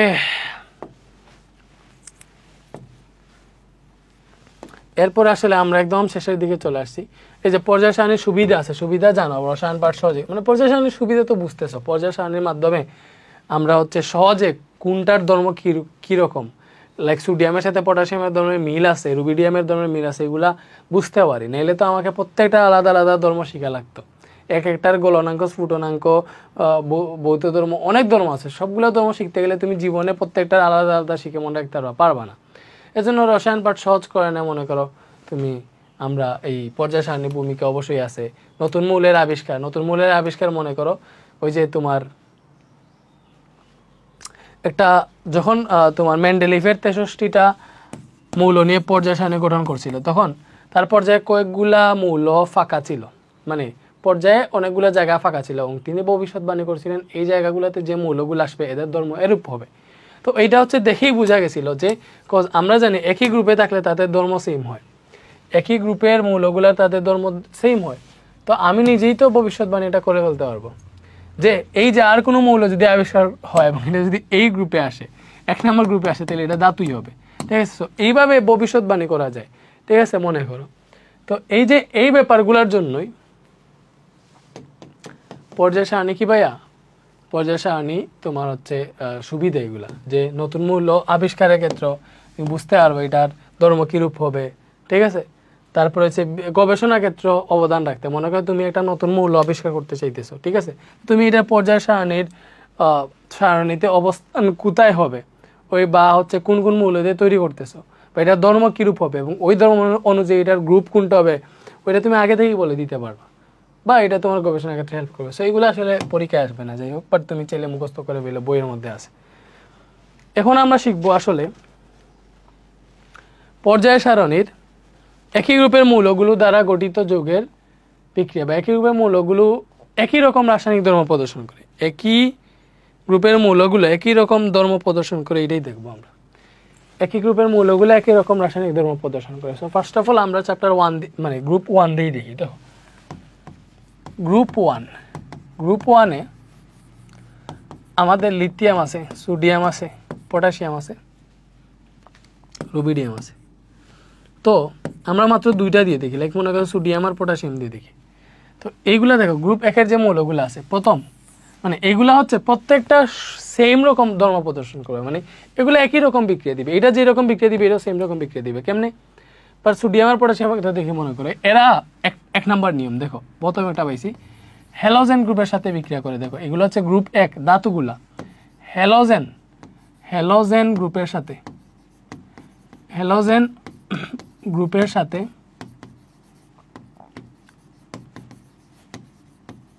বিক্রিয়া করে লবণ উৎপন্ন করে। কি উৎপন্ন করে ভাইয়া? লবণ উৎপন্ন করে। কি বলছি? হ্যালোজেন গ্রুপের সাথে বিক্রিয়া করে লবণ উৎপন্ন করে। হ্যালোজেন গ্রুপের মৌলের সাথে বিক্রিয়া করে লবণ উৎপন্ন করে, লাইক সোডিয়াম, এটা ক্লোরিনের সাথে বিক্রিয়া করে, এই যে সোডিয়াম ক্লোরাইড, এটা একটা লবণ উৎপন্ন করছে। এই যে পটাশিয়াম, এটাও সেমভাবে ক্লোরিনের সাথে বিক্রিয়া করে পটাশিয়াম ক্লোরাইড উৎপন্ন করবে। এই যে রুবিডিয়াম আছে, এটাও সেমভাবে ক্লোরিনের সাথে বিক্রিয়া করে রুবিডিয়াম ক্লোরাইড উৎপন্ন করবে, লবণ উৎপন্ন করবে। সো এইগুলা মনে করো, এগুলো হচ্ছে এটা যেইভাবে বিক্রিয়া হয়েছে এটাও সেমভাবে হয়েছে, তাহলে তারা একই রকম ধর্ম প্রদর্শন করছে না? অবশ্যই একই রকম ধর্ম প্রদর্শন করছে। লিথিয়ামের ক্ষেত্রে সেম বিক্রিয়া হইতো। সো একই গ্রুপে থাকলে সে একই রকম বিক্রিয়া দিবে, একই রকম ধর্ম প্রদর্শন করবে। আরও উদাহরণ তোমাকে দেখাই, ঠিক আছে? এই আমি এগুলো কি করছি,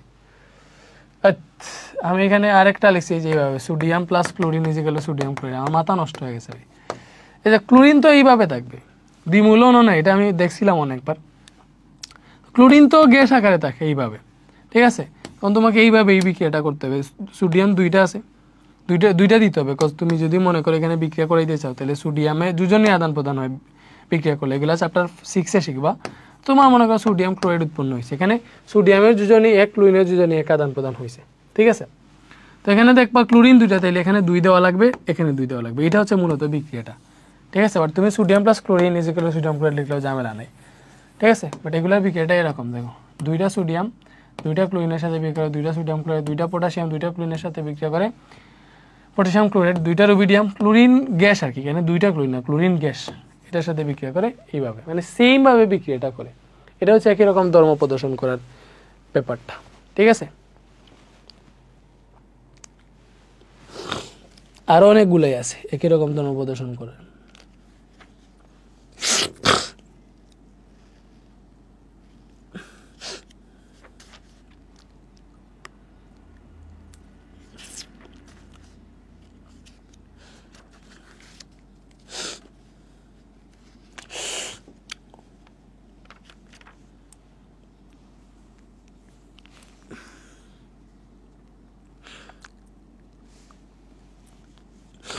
ওকে, সো একটা দেখলাম হচ্ছে আমরা গ্রুপ 1-এর মৌলগুলা হ্যালোজেনের সাথে বিক্রিয়া করে লবণ উৎপন্ন করে, আরেকটা হচ্ছে পানির সাথে বিক্রিয়া করে ক্ষার উৎপন্ন করে, ঠিক আছে? পানির সাথে বিক্রিয়া করে ক্ষার উৎপন্ন করে। পানির সাথে বিক্রিয়া করে কি উৎপন্ন করে ভাইয়া? ক্ষার উৎপন্ন করে। কথার কথা, পানির সাথে বিক্রিয়া করে কি উৎপন্ন করে? ক্ষার উৎপন্ন করে। এইবারে আসো পানির সাথে বিক্রিয়া, মনে করো সোডিয়ামের সাথে পানির বিক্রিয়া করতেছ, এখান থেকে তোমার ক্ষার উৎপন্ন করবে সোডিয়াম হাইড্রোক্সাইড, ঠিক আছে? কারণ পানি থেকে সে OH নিবে, ওই OH আর সোডিয়াম মিলে সোডিয়াম হাইড্রোক্সাইড উৎপন্ন হবে এবং এখানে হাইড্রোজেন গ্যাস উৎপন্ন হবে। হাইড্রোজেন গ্যাস উৎপন্ন হইতে হইলে সেখানে একটা হাইড্রোজেন থাকে। দেখো এই পানিটাকে ভাঙলে তুমি OH পাবা আর H পাবা। তো সোডিয়াম OH এর সাথে মিশলে একটা হাইড্রোজেন থাকতেছে, তো আমাদের তো হাইড্রোজেন গ্যাস উৎপন্ন করলে দুইটা হাইড্রোজেন প্রয়োজন, এখানে 2 দিলাম। তো এখানে 2 দিলে কি হইতেছে দেখো, এখানে হয়ে যাইতেছে আমাদের দুইটা OH আর হাইড্রোজেন দুইটা, ঠিক আছে। তাইলে দুইটা OH যদি হয়ে যায় তাহলে এখানে তো দুইটা OH দিতে হবে, তো দুইটা OH দিলে দেখো সোডিয়ামও দুইটা হয়ে যাইতেছে, সোডিয়াম দুইটা, মানে বিক্রিয়ার সমতাটা করতেছি। যাই হোক, তো তুমি এখন যদি সমতা করো, এখানে সোডিয়াম দুইটা আছে, এখানে OH দুইটা আছে, বা তুমি যদি এইভাবে চিন্তা করো যে অক্সিজেন আছে দুইটা, এখানে অক্সিজেন দুইটা, এখানে হাইড্রোজেন আছে কটাই, যে দুইটা আর দুইটা 4টা, এখানে হাইড্রোজেন আছে 2 × 4টা, সব মিলে গেছে, বুঝছো। তো এই যে বিক্রিয়া করছে দেখো, সোডিয়াম পানির সাথে বিক্রিয়া করে ক্ষার আর হাইড্রোজেন উৎপন্ন করছে। সেম ভাবে এই যে পটাশিয়াম যেটা আছে, এটাও সেম ভাবে এই পানির সাথে বিক্রিয়া একইভাবে, মানে এটা যেইভাবে বিক্রিয়া করছে এটাও সেম ভাবে বিক্রিয়া করবে, 2 অণু potassium hydroxide plus hydrogen gas এইভাবে উৎপন্ন করবে। সো সেম রকম ধর্ম প্রদর্শন করছে না? অবশ্যই সেম রকম ধর্ম প্রদর্শন করছে, ঠিক আছে, ঠিক আছে, বুঝতেছো। তারপরে আরো দেখাইতে পারবা, লাইক অক্সিজেনের সাথে দহন বিক্রিয়া।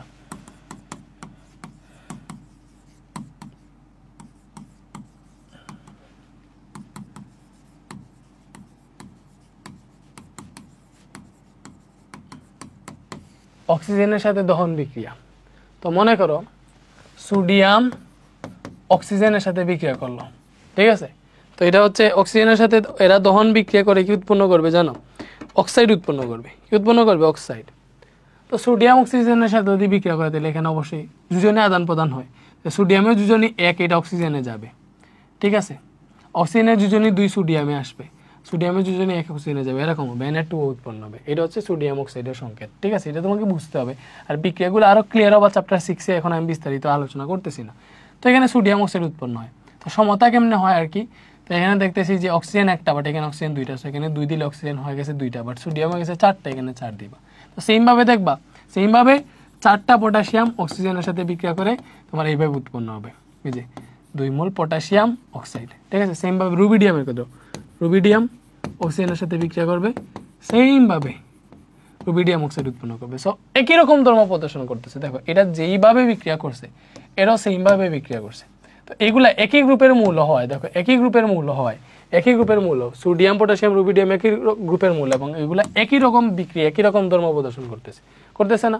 সবগুলোই তো একই রকম করছে, এর জন্য একই গ্রুপের মূল, ওগুলো একই রকম রাসায়নিক ধর্ম প্রদর্শন করে, ঠিক আছে। সেম ভাবে তোমার হচ্ছে মনে করো বাকিগুলোও দেখতে পারো, গ্রুপ 2 এর গুলাও দেখতে পারো। লাইক গ্রুপ 2তে দেখো তোমার কি কি আছে। গ্রুপ 2তে আছে হচ্ছে ম্যাগনেসিয়াম, ক্যালসিয়াম, ওইগুলা।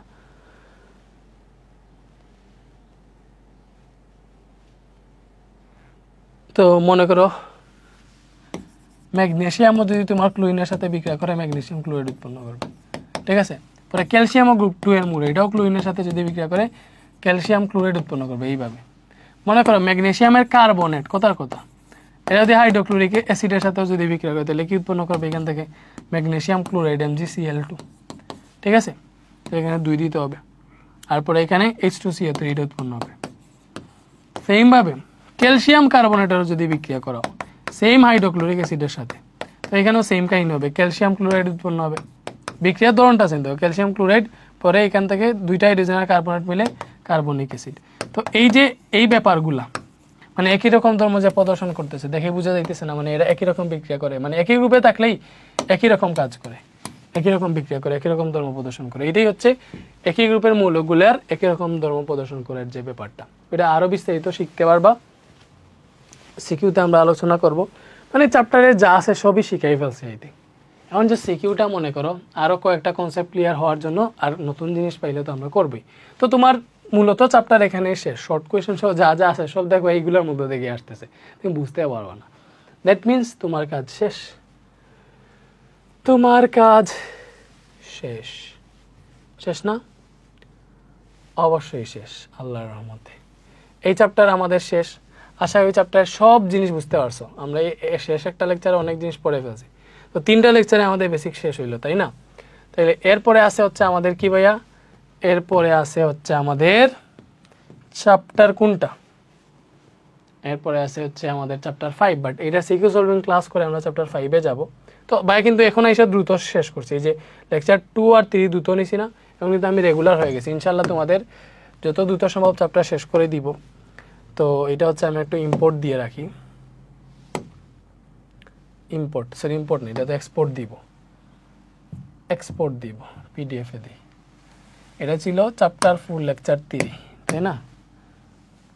ওকে, লেকচার 3 ছিল, সো শেষ আল্লাহর রহমতে এটা, এই চ্যাপ্টারটা শেষ। ঠিক আছে, বুঝতে পারছো? ওকে।